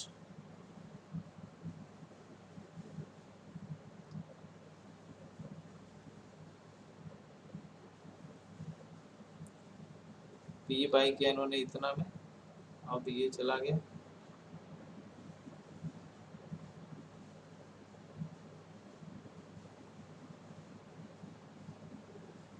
हाँ ठीक है। तो 36,500 पे जब वो किया है, तो और नीचे जब प्राइस जब जाएगा ना, जब उनकी और प्राइस जब मूव करेगा तो उनका प्रीमियम खुद अपने आप बढ़ना स्टार्ट हो जाएगा। जब बढ़ना स्टार्ट हो जाएगा तो और पैसे मिलना स्टार्ट हो जाएंगे, ठीक है। यानी धीरे धीरे जैसे जैसे प्रीमियम, जो प्रीमियम उन्होंने बाई किया है 36,400 का, उसके तरफ जैसे जैसे मार्केट शिफ्ट होगा ना, वैसे वैसे उनकी वैल्यू बढ़ते जाएगी। इनका ये प्रीमियम 153 ही नहीं रहेगा, ये बढ़ते जाएगा बढ़ते जाएगा बढ़ते जाएगा। लेकिन जब ये बढ़ते जाएगा तो वो सेलर के लिए नुकसान होते जाएगा, ठीक है। ये बढ़ते जाएगा तो वो सेलर के लिए नुकसान होते जाएगा, और बायर के लिए वो अच्छी बात है। लेकिन बायर अगर एक्सपायरी तक वेट करता है, अब मान लेते हैं ये गया, ये यहाँ 37,000 से, ये 37,000 से प्राइस गया भी कहाँ तक गया है, 36,400 के नीचे तक गया है, ठीक है। तो लेकिन एक्सपायरी अभी नहीं हुआ है, मीन्स अभी 9 तारीख नहीं आया है। अब फिर मार्केट आके यहाँ बंद कर दे, 36,700 पे बंद कर दे, तो ऐसे केस में भी क्या होगा, शशांक जी पूरा का पूरा प्रीमियम यहाँ पे अपना लूज कर देंगे, उनका सारा का सारा प्रीमियम चला जाएगा। क्योंकि क्या हुआ कि उन्होंने एक्सपायरी का इंतजार किया, और तो जब एक्सपायरी का जब हम इंतजार करते हैं तो एक्सपायरी मार्केट क्लोज होने पे ही सेटलमेंट होता है। तो मार्केट का क्लोजिंग तो 36,700 पे हुआ, लेकिन शशांक जी का तो बेट किधर लगा हुआ था कि 36,400 के नीचे क्लोज होगा। तो एक टाइम गया भी, लेकिन एक्सपायरी के पहले ही ऊपर आ गया। लेकिन अगर शशांक जी थोड़ा दिमाग लगाते तो यहाँ से यहाँ जब गया था ना, तो एक्सपायरी के पहले उनको बेच देना था। तो यहाँ से यहाँ नीचे जैसे ही जाता तो वो एक्सपायरी के पहले बेचते और उनको प्रॉफिट हो जाता अच्छा खासा। यानी 153 वाला यहाँ पे चला जाता, 400 तक भी प्राइस चला जाता, ठीक है, 400-500 तक भी प्राइस इजीली चला जाता, ठीक है। तो यहाँ पे बेच देते, एक्सपायरी का इंतजार नहीं करते। अब एक्सपायरी का इन्होंने इंतजार किया और एक्सपायरी के दिन धोखा दे दिया, 36,700 पे बंद हो गया, इनका प्रीमियम पूरा का पूरा जीरो हो गया। लेकिन यहाँ बेचते तो अच्छा खासा इनको प्रॉफिट हो सकता था, ठीक है।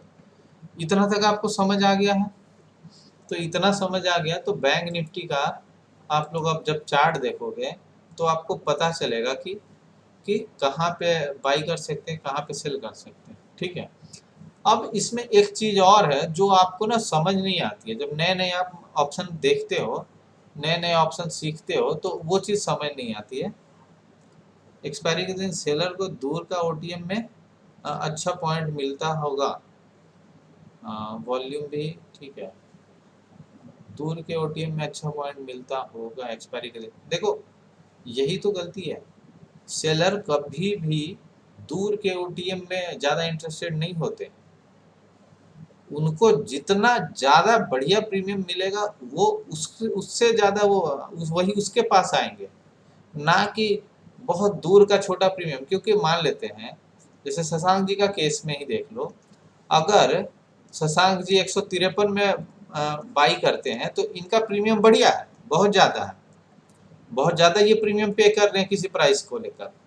अगर यही जो प्राइस के लिए ये इन्होंने 36,400 का बात किया इन्होंने, अगर यही 36,400 का प्राइस 50 रुपये में मिलता तो सेलर क्यों यहाँ रिस्क लेगा? सेलर को तो सिर्फ 50 रुपये ही यहाँ प्रॉफिट होगा, लेकिन अगर सेलर इसको बेचेगा तो 153 का प्रॉफिट होगा। मीन्स सिंपल है, 153 का प्रीमियम अगर बायर बाई करता है तो बायर को 153 का लॉस हो सकता है, जो बड़ा लॉस है। 50 का प्रीमियम बायर बाई करता है, ठीक है, तो इसको 50 रुपये का ही मैक्सिमम लॉस हो सकता है, ठीक है। तो यहाँ पे बायर का मैक्सिमम लॉस कम हो गया, यहाँ पे बायर का मैक्सिमम लॉस ज़्यादा हो गया। तो बायर का मैक्सिमम लॉस जब ज़्यादा होता है तो सेलर को यहाँ पे मैक्सिमम लॉस हो सकता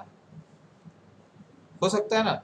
नहीं, सेलर को यहाँ मैक्सिमम लॉस नहीं होगा, सेलर को यहाँ पे प्रॉफिट कम होगा लेकिन लॉस अनलिमिटेड हो सकता है।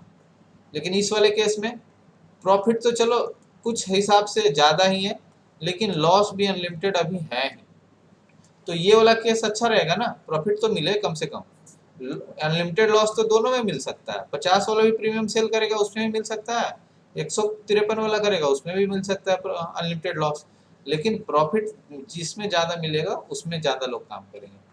इसीलिए कभी भी सेलर दूर के नहीं बाई करते, दूर के नहीं सेल करना चाहते, ठीक है।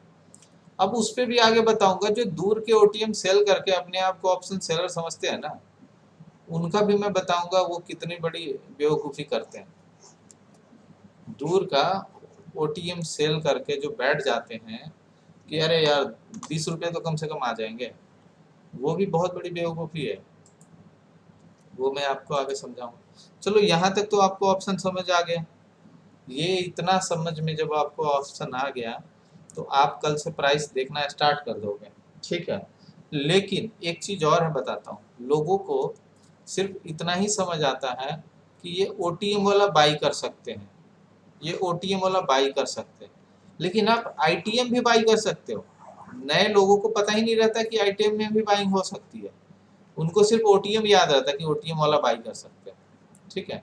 सबके साथ हुआ होगा, जब पहली बार आप ऑप्शन में आए होंगे ना तो आपको भी नहीं पता होगा कि आईटीएम वाला बाई कर सकता हूँ कि नहीं कर सकता हूँ। जैसे मार्केट चल रहा है कहाँ पे, 37,000 पे चल रहा है मान लेते हैं, तो लोग कॉल बाई करने के लिए कहता है तो आप 37 100 बाई करते हो, 200 300 400 500 ऊपर वाला बाई करते हो। लेकिन अगर 37,000 चल रहा है, कोई पुट बाई करने के लिए बोलता है तो आप क्या करते हो, ये नीचे वाला बाई करते हो सब, ठीक है। यही गलती करते हैं हम लोग, हमेशा हम लोग ओटीएम का बाई कर लेते हैं, जबकि हमको पुट बाई करना है तो मैं ये भी बाई कर सकता हूँ, ये वाला भी प्राइस बाई कर सकता हूँ, इसके अंदर वाला इस प्राइस में भी से भी कुछ भी बाई कर सकता हूँ। अगर मुझे कॉल बाई करना तो कोई ज़रूरी नहीं है कि इस वाले प्राइस में से बाई करूँ, मैं इसमें से बाई कर सकता हूँ। कुछ लोग तो ऐसे महानुभाव हैं, क्या बताऊँ, वो क्या करते हैं, देखो ये एक बार देखा था मैंने, इसका दुर्गेश का देखा था। दुर्गेश ने क्या डाला हुआ था कि अगर आप फ्यूचर ट्रेड नहीं करते हैं, देखो ओवर स्मार्ट कैसे लोग होते हैं, अगर बैंक निफ्टी का फ्यूचर लेंगे वो तो 1,20,000 रुपया लगेगा, ठीक है, 1,20,000 रुपया उनको लगेगा। तो वो क्या दिमाग लगाया कि 1,20,000 जब मुझे लगता है 25 क्वांटिटी बाई करने में, तो मैं क्या करूँगा कि deep in the money by कर लूँगा कॉल, ये 1,000 रुपये का, तो 25 इंटू 1,000 यानी 25,000 का उसने प्रीमियम सोचा कि बाई कर लूँ, तो इसका मोमेंटम जो होगा ना और इसका मोमेंटम दोनों का बराबर मोमेंटम होगा। मीन्स अगर प्राइस 1 रुपया बढ़ता है तो आपको 1 रुपया फ़ायदा होता है इसमें, 10 रुपया बढ़ता है तो 10 रुपया फ़ायदा होता है, 20 रुपया नीचे गिरेगा तो 20 रुपया का लॉस होगा, और 50 रुपया ऊपर जाएगा तो 50 रुपया का फ़ायदा होगा। ये फ्यूचर का केस होता है। लेकिन प्रीमियम में ऐसे नहीं बढ़ता, प्रीमियम अलग तरीके से बढ़ता है। प्रीमियम बढ़ने का वो आगे बताऊंगा मैं कि कैसे प्रीमियम डिसाइड होता है, कैसे प्रीमियम का रेट बढ़ता है, ठीक है। अब तो सबको ही जानते होंगे कि रिलायंस का अगर 2200 का शेयर मैंने खरीदा है, शेयर खरीदो रिलायंस का या फिर उसका फ्यूचर खरीद लो, 1 रुपया बढ़ेगा तो 1 रुपया का प्रॉफिट होगा, 2 रुपये बढ़ेगा 2 रुपये का प्रॉफिट होगा। लेकिन ऑप्शन ऐसे नहीं बढ़ता है। ऑप्शन कैसे बढ़ता है? फ्यूचर को प्राइस को देख के, जैसे मान लेते फ्यूचर का प्राइस 10 रुपया बढ़ा तो देखोगे कि ऑप्शन में 1 रुपया की वृद्धि हुई, सिर्फ 1 रुपया बढ़ा, ठीक है, इसमें 10 रुपये बढ़ा। लेकिन कभी कभी क्या होता है कि 10 रुपया अगर फ्यूचर का प्राइस बढ़ा है तो ऑप्शन का प्राइस 5 रुपया बढ़ा। और कभी कभी ऐसा होता है कि 10 रुपया अगर ऑप्शन का फ्यूचर का प्राइस बढ़ा तो आपका ना 8 रुपये से 9 रुपये का वो हो जाएगा, इतना प्रीमियम बढ़ जाता है, प्राइस बढ़ जाता है प्रीमियम का।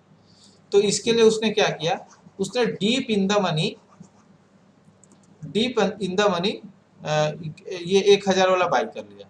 तो 1000 वाला जब डीप इन द मनी हम बाई करते हैं तो हमारे साथ क्या होता है बताता हूँ। जैसे डीप इन द मनी जैसे हमने बाई किया तो देखना डेल्टा की वैल्यू देखो, यहाँ 1000 की डेल्टा की वैल्यू है 84 के करीब है, ठीक है।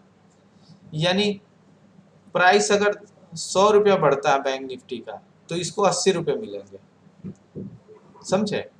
तो इसके कहने का मतलब ये था कि हम फ्यूचर में 1,20,000 ना लगा के ऑप्शन का deep in the money by कर लेंगे, ये फ्यूचर की तरह रिएक्ट करेगा प्राइस पे। यानी फ्यूचर जैसे है ना कि 100 रुपये बढ़ने पे फ्यूचर का प्राइस 100 रुपये का प्रॉफिट होता है, तो अब ऑप्शन भी वो फ्यूचर की तरह यूज कर रहा है कि 100 रुपये प्राइस बढ़ेगा तो इसका भी ऑप्शन का भी प्राइस 80 रुपये बढ़ना चाहिए। ये देखो, ये दिमाग लगाया था। लेकिन ये दिमाग लगाने से पहले सोचना चाहिए, बहुत सारा चीज आता है फैक्टर, उसमें जब फंस जाएगा ना समझ आ जाएगा। करने के लिए कर सकते हैं ये चीज, लेकिन आप उस चीज को समझोगे ना, जब आगे मैं ग्रीक्स जब बताऊंगा तब आपको समझ आएगा कि ऑप्शन कितना खतरनाक है। और ये जितना जो दिमाग लोग लगाता है ना, यही लोग सबसे पहले पिटते हैं, ठीक है, ऑप्शन से। चलो ये हो गया, यहाँ तक आपको ऑप्शन समझा दिया। अब यहाँ पे एक चीज और ये लास्ट बताता हूँ मैं। अगर आपने ये 37,200 का अच्छा पुट का तो मैंने एग्जांपल दे दिया, अब कॉल का एग्जांपल देता हूँ, समझ आ जाएगा। अभी देखो मैं कहता हूँ कि मैं ओटीएम में बाई ही नहीं करना चाहता, ये ओटीएम जो था कॉल का मैं बाई नहीं करना चाहता, मैं चाहता हूँ कि ऊपर जाएगा मार्केट। अब मुझे कॉल बाई करना है, सी बाई करना है, लेकिन मैं ओटीएम वाला नहीं बाई कर सकता, ठीक है। तो जब ओटीएम वाला बाई नहीं कर सकता तो मैं क्या करूंगा, आईटीएम की बाई करने की कोशिश करूंगा। आईटीएम में क्या होगा, आईटीएम क्यों बाई करते हैं, क्योंकि आईटीएम जैसे मान लेते 36,600 का अगर मैंने आईटीएम बाई किया तो मुझे कितने पैसे देने होंगे, 550 रुपये। यानी 550 इंटू 25, ये कितने रुपए मुझे प्रीमियम पे करना पड़ा, 550 इंटू 25, यानी मुझे सेलर को 13,750 रुपये पे करना पड़ा, ठीक है। तो इसमें भी सेम लॉजिक है। इसमें क्या लॉजिक है, जो आईटीएम बाई किया उसने क्या अपने आप को सेव किया। इसके कहने का मतलब है कि आईटीएम 36,600 का सी जो बाई किया है, उसने क्या कहा कि 36,600 से मार्केट जितना ऊपर रहेगा वो सारा मेरा, ठीक है। ये ऑलरेडी अंदर का बाई किया है, यानी मार्केट अभी चल रहा है कितना, 37,000। यानी कल का कल अगर एक्सपायर हो जाए मार्केट तो इसको ऑलरेडी कितना मिल जाएगा, 37,000 माइनस 36,600, यानी इसको 400 रुपया पहले ही मिल जाएगा। लेकिन इतना भी बेवकूफ कोई थोड़े होगा कि 400 रुपया के लिए वो एक्सपायरी के लिए इंतजार करेगा। मान लेते एक्सपायरी हो गया, 37,000 पे ही एक्सपायरी हो गया, इसने 551 रुपये दे, 550 रुपये दे के इन्होंने सी बाई किया कि मैं तो सेफ हूँ, ठीक है।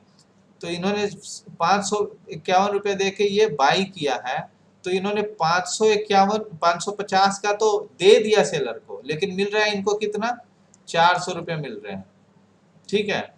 यानी अभी भी लॉस क्या हुआ इनको, 550 का प्रीमियम पे किया इन्होंने और 400 रुपया मतलब 550 का प्रीमियम इन्होंने सेलर को दे दिया और 400 रुपये का प्रॉफिट मिल रहा है क्योंकि एक्सपायरी हो गया 37,000 पे, यानी 150 रुपये के लॉस में अभी भी है। तो ये अब आप कह सकते हो कि सर अब इन द मनी में भी बाई का किया ये बंदा इतना पैसे लगा के, तो भी ये लॉस में, ये हुआ क्या? ठीक है, तो ये समझो इसके पीछे का क्या है कि ये जो 150 रुपये एक्स्ट्रा जो है, ठीक है, 150 रुपये अब हम कह दिए क्या कि अभी कल का कल ये एक्सपायर हो गए इतने दूर में, तो इतना दूर का तो पे ऑफ मिलना चाहिए था ना, तो पे ऑफ यहाँ से यहाँ का डिफरेंस ही होता है, तो डिफरेंस एक्चुअल डिफरेंस तो 400 होना चाहिए था, लेकिन प्राइस में 150 रुपये एक्स्ट्रा है, यहाँ आपने प्रीमियम 150 रुपये एक्स्ट्रा दिया है। तो यहीं से वैल्यू आती है कि टाइम वैल्यू क्या होता है, इंस्ट्रिंजिक वैल्यू क्या होता है।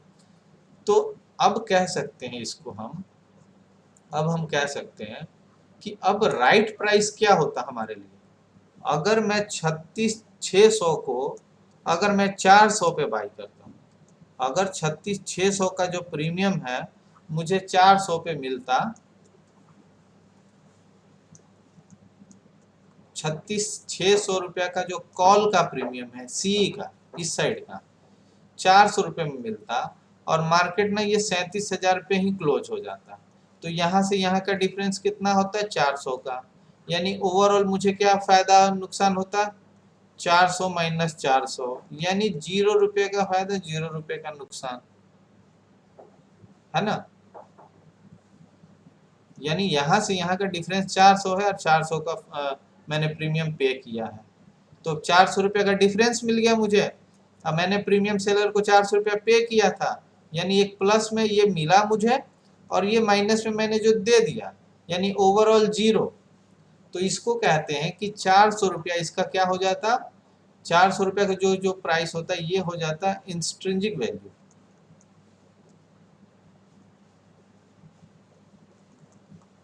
इंस्ट्रिंजिक वैल्यू हो जाता है इसका, मतलब एक्चुअल जो प्राइस इसका होना चाहिए था, इसका जो रेट होना चाहिए था वो सही रेट क्या होता है 400 का, लेकिन हमसे मार्केट क्या लेता है 550 रुपया ले रहा है, ये 150 रुपया क्या ले रहा है 150 रुपया लिया, इसको बोलते हैं टाइम वैल्यू।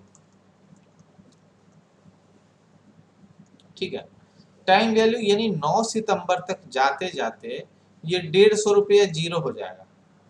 ठीक है, अब मान लेते हैं, देखो दूसरा केस इसमें बताता हूँ, दूसरा केस क्या हो गया, दूसरा केस अब मैंने कहा कि ये नेक्स्ट डे ही एक्सपायर हो गया, मैंने क्या कहा, मैंने 500 ये 400 रुपये का खरीदा था और नेक्स्ट डे ही एक्सपायर हो गया, तो ये 400 मेरे 0 हो गए, ना मुझे फायदा हुआ ना सेलर को फायदा हुआ। ठीक है, मतलब नो लॉस नो प्रॉफिट पे आ गए, ब्रेक इवन पे आ गए कह सकते हैं।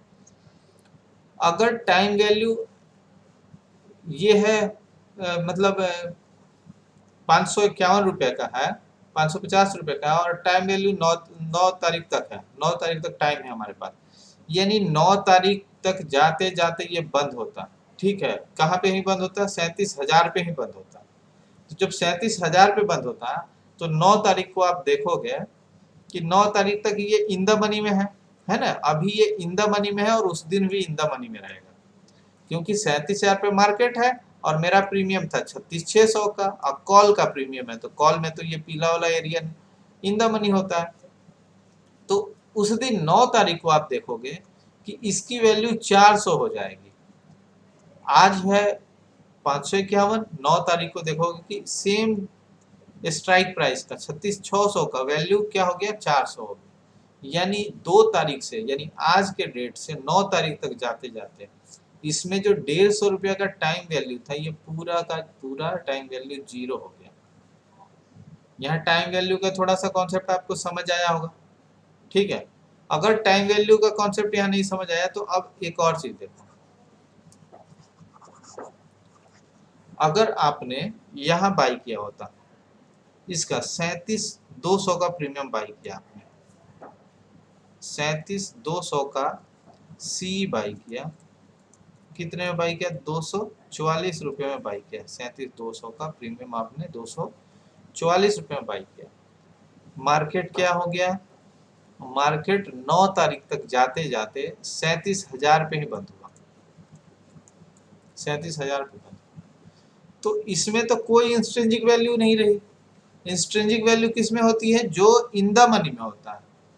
जो इन द मनी में होता है, जो पुट साइड में इन द मनी हो या कॉल साइड में इन द मनी हो, जो इन द मनी में होता है उसमें होती है इंस्ट्रिंसिक वैल्यू।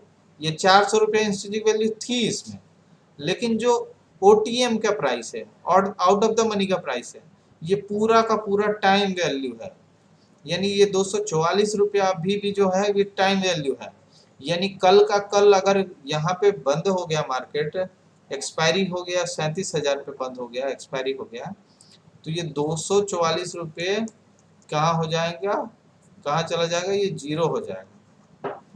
यानी देख रहे हो आप, ओटीएम में कभी भी बाई करते हो और अगर आप छोड़ देते हो एक्सपायरी तक और ये यहीं का यहीं रह जाता है, मार्केट यहीं का यहीं रह जाता है, तो धीरे धीरे टाइम से ये आपका प्राइस घटते घटते जीरो हो जाएगा।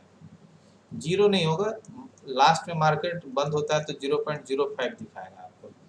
अब उसका दिखाता हूँ मैं कैसे जीरो होता है, ये दिखाता हूँ। देखो आज तो 2 तारीख का है, आज भी एक्सपायरी था, आज भी थर्सडे था, आज भी एक्सपायरी था। तो देखो 2 तारीख का मैंने किया है। अब यहाँ देख रहे हो आप, बहुत सही टाइम पे मैं आपको पढ़ा रहा हूँ। ये है ओटीएम, ये है आईटीएम, ये है ओटीएम, ये है आईटीएम, ठीक है। तो देखो प्राइस यहीं बंद हो गया है, ठीक है, प्राइस यहीं पे बंद हो गया है। तो इसके ऊपर वाले सारे का प्राइस देखो क्या हो गया है? जीरो हो गया है ना? यानी 100% का लॉस। यानी जितना इसमें प्राइस था वो सारे प्राइस धीरे धीरे जीरो हो गए हैं। यानी जो टाइम वैल्यू था टाइम के साथ डिके हो गया।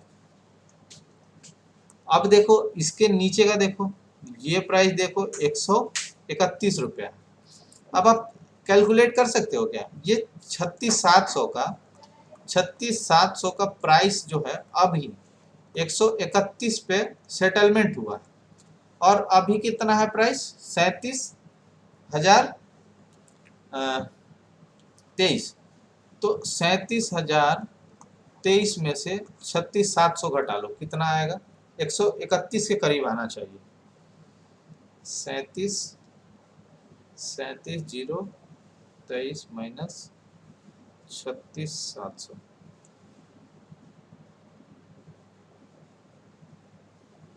नहीं ये गलत आ रहा है। ये कैसे गलत आ रहा है? वो फ्यूचर का दिखा रहा है, ये यहाँ से आना चाहिए। फिक्सर का ऊपर हुआ है सर। हाँ यहाँ हो गया, ये हो गया, उससे तो ज़्यादा हो जाएगा। ये 36,800 माइनस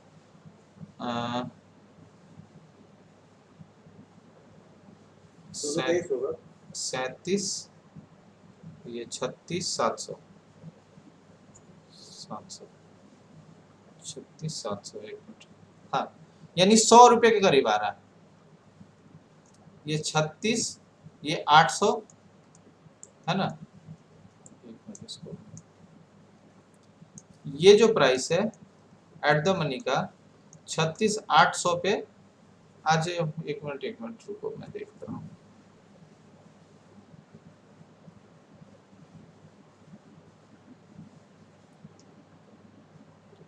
देखो बैंक निफ्टी बंद हुआ है आज 36,831 पे,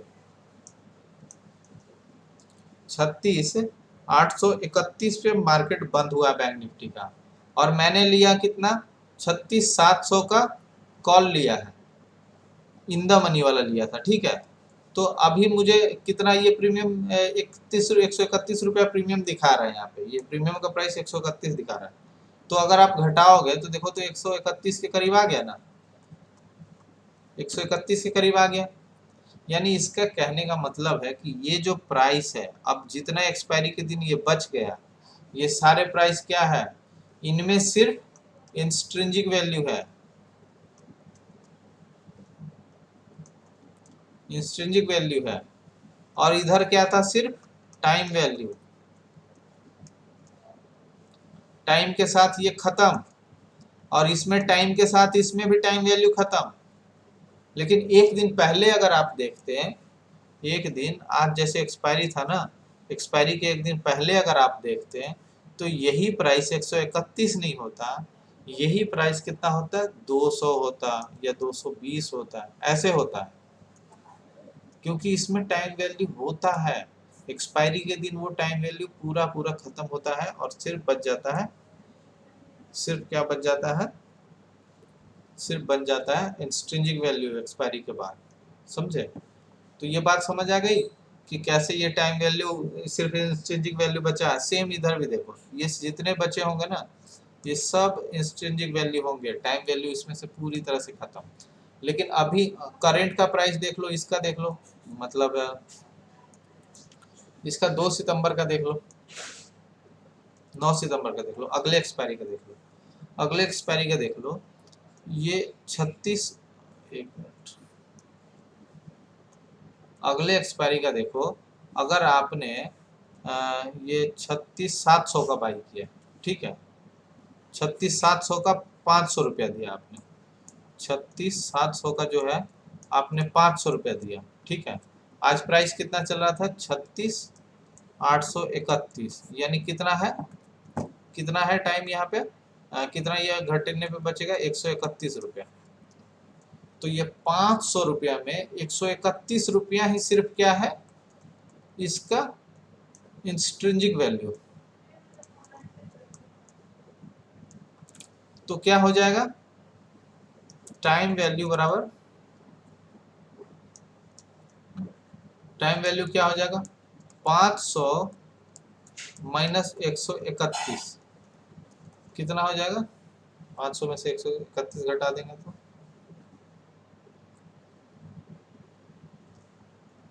300 इतना। अब देख रहे हो, जो आपका इंस्ट्रिंजिक वैल्यू, जो अगर आप सामान खरीद रहे हो तो उसके जो वैल्यू होना चाहिए था उसका इतना गुना, मतलब इतना डबल से भी ज्यादा उसमें सिर्फ टाइम वैल्यू है। यानी अगर यहाँ पे कोई सेलर सेल करके बैठता है, अब मार्केट यही क्लोज हो जाता है। समझो बात को, अगर आपने 36,700 को 500 रुपये में सेल किया, दो कंडीशन लेता हूँ, ठीक है, पहले बाई साइड से लेता हूँ। अगर आपने 36,700 को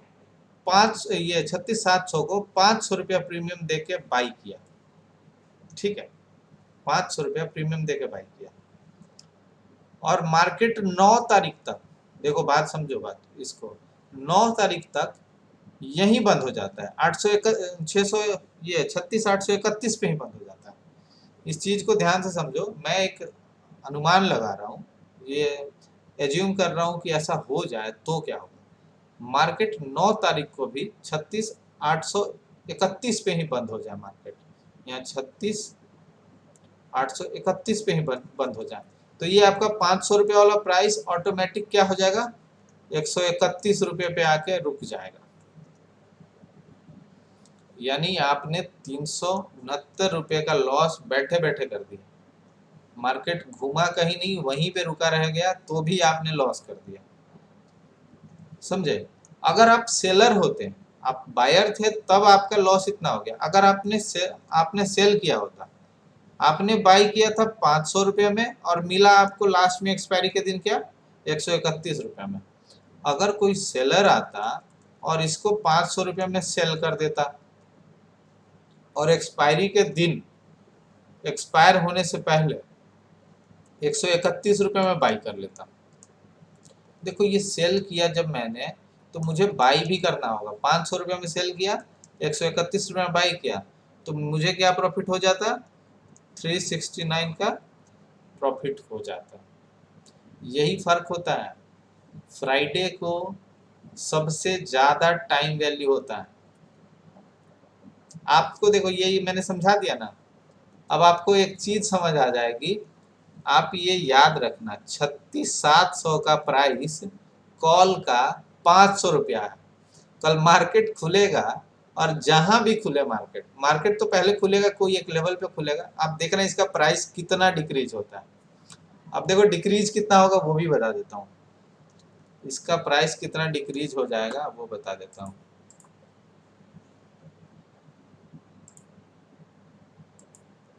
अगर मार्केट उसी प्राइस पे रुक जाए, ठीक है, बिल्कुल जो प्राइस आपने लिया है उसी प्राइस पे रुक जाए मार्केट, यानी आपने 500 वाला लिया था ना यहाँ पे, एक मिनट इसको थोड़ा सा एडजस्ट करने दो।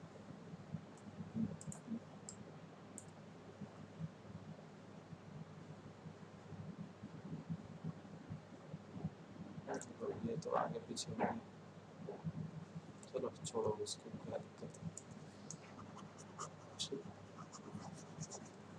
अब आपको कल एक ऑप्शन का बहुत अच्छा सीख मिल जाएगा।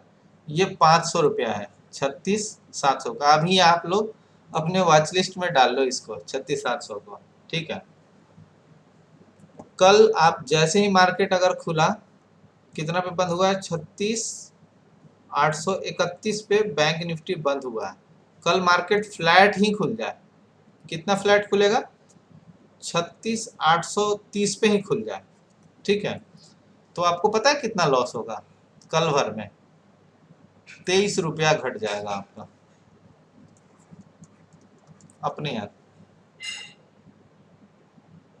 समझ रहे हो बात, कितना बड़ा लॉस हो सकता है, बैठे बैठे 23 रुपया लॉस हो गया आपका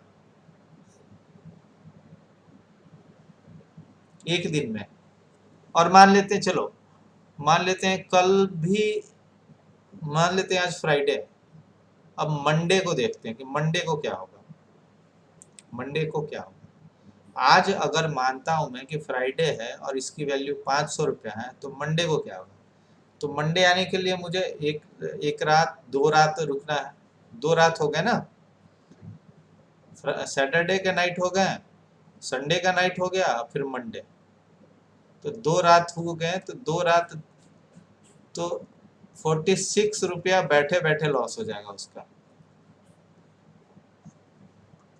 बैठे बैठे 2 रात में 23 रुपया घट जाएगा अपने आप। मार्केट फ्लैट खुलेगा तब, क्या मैंने बोला, मार्केट फ्लैट खुलेगा तब। इनकेस ये खुल गया 36,730 पे खुल गया,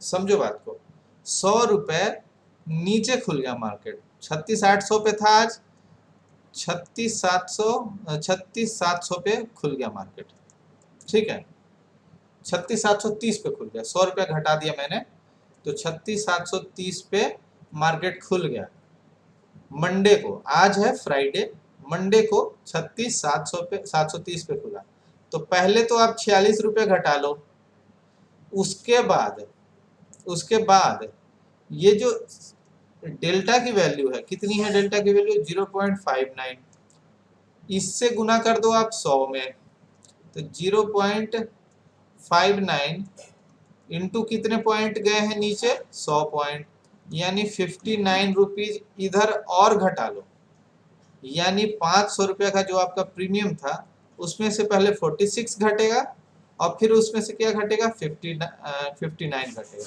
यानी ओवरऑल मंडे को 100 पॉइंट नीचे जाने पे मेरा लॉस कितना हो सकता है, 46 घटा लिया पहले, फिर 59 घटा लिया, यानी आ गया 395।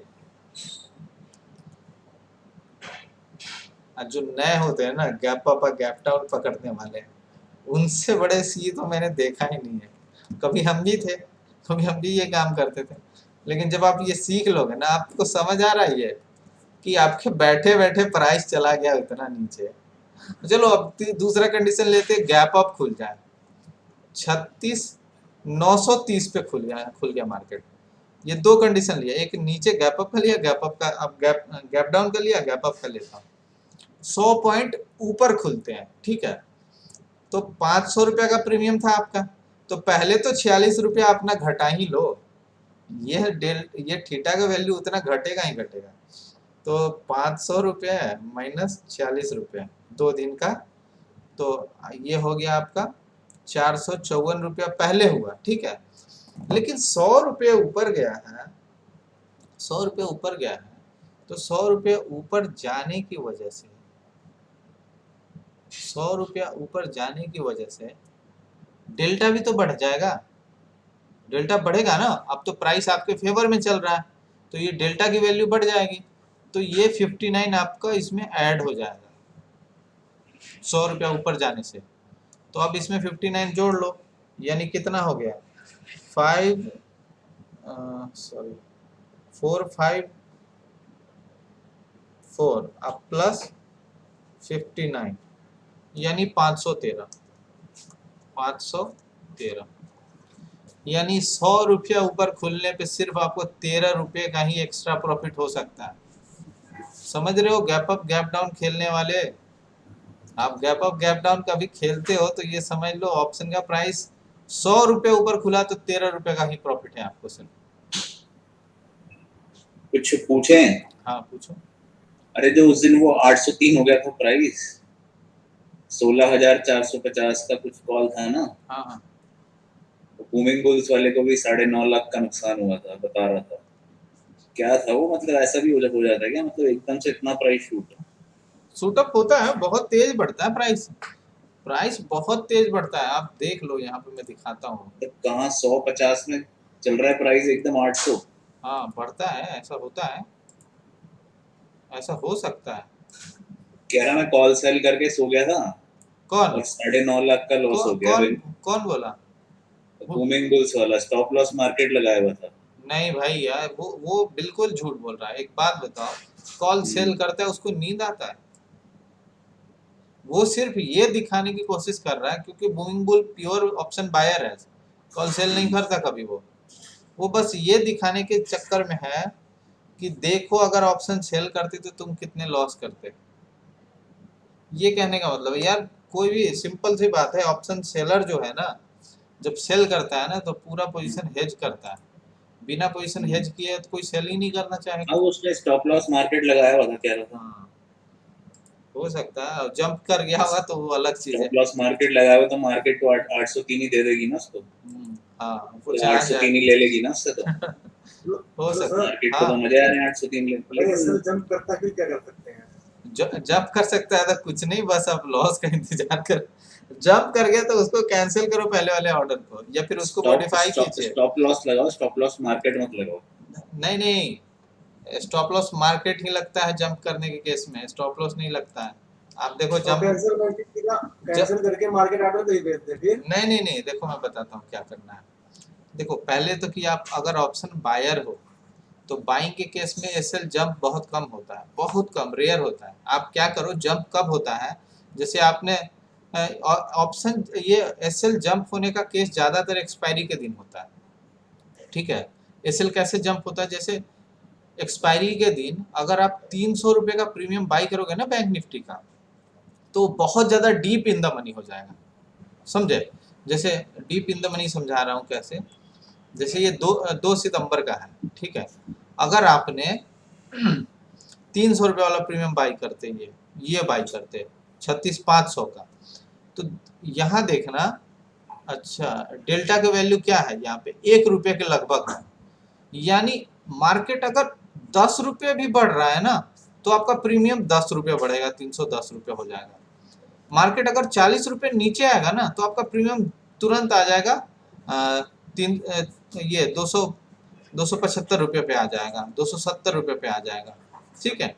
तो ये होता है, तो फ्लक्चुएशन बहुत तेज बढ़ जाता है प्राइस का। इसीलिए मैं बोलता हूँ एक्सपायरी पे जब भी आपने ऑर्डर डाला है और सडनली आपको 40-50 रुपये मिल रहा है तो आप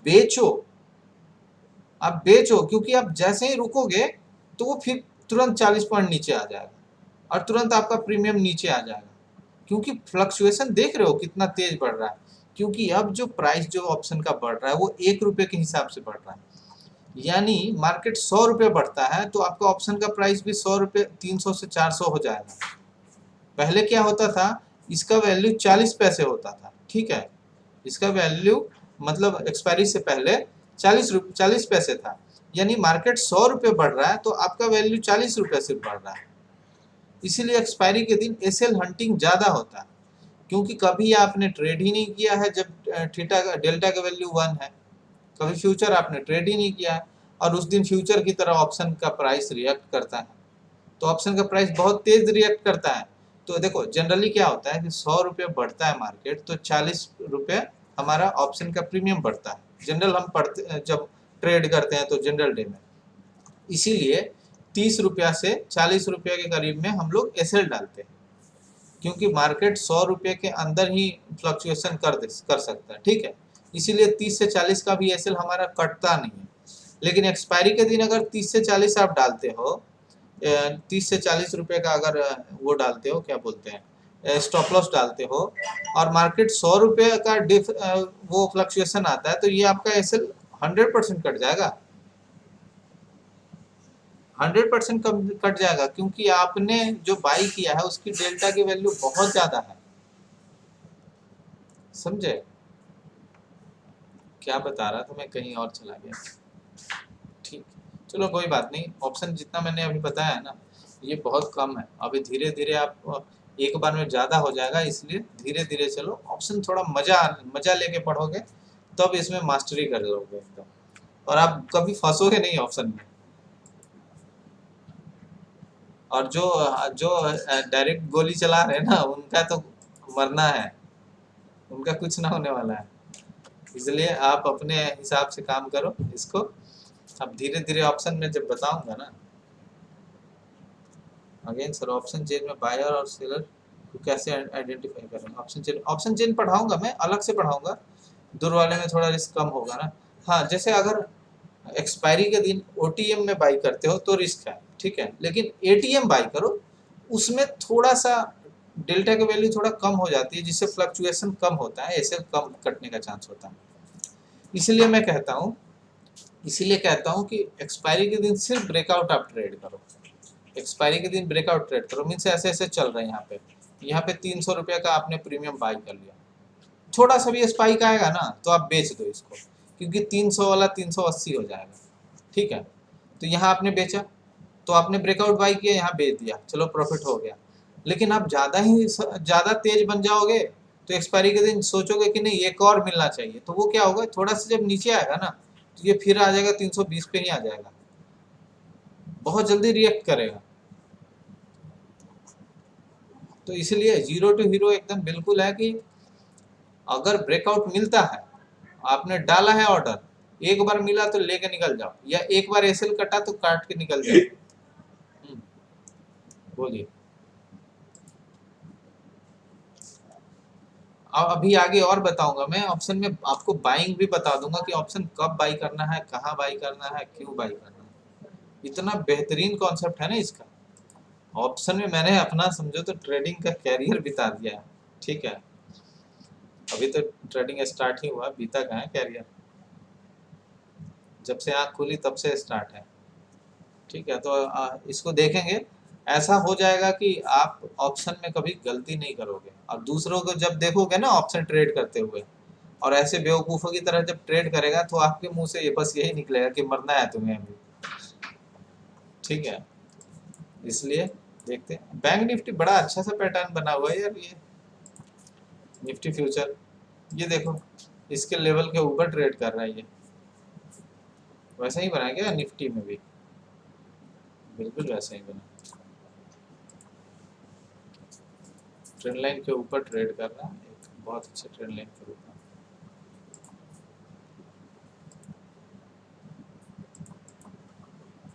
यानी कह सकते हैं इसको कि ये जो रेंज था ना, उतना रेंज और ऊपर देने का चांस है, यानी 39,000 तक चांस है कि बैंक निफ्टी जा सकता है इजीली।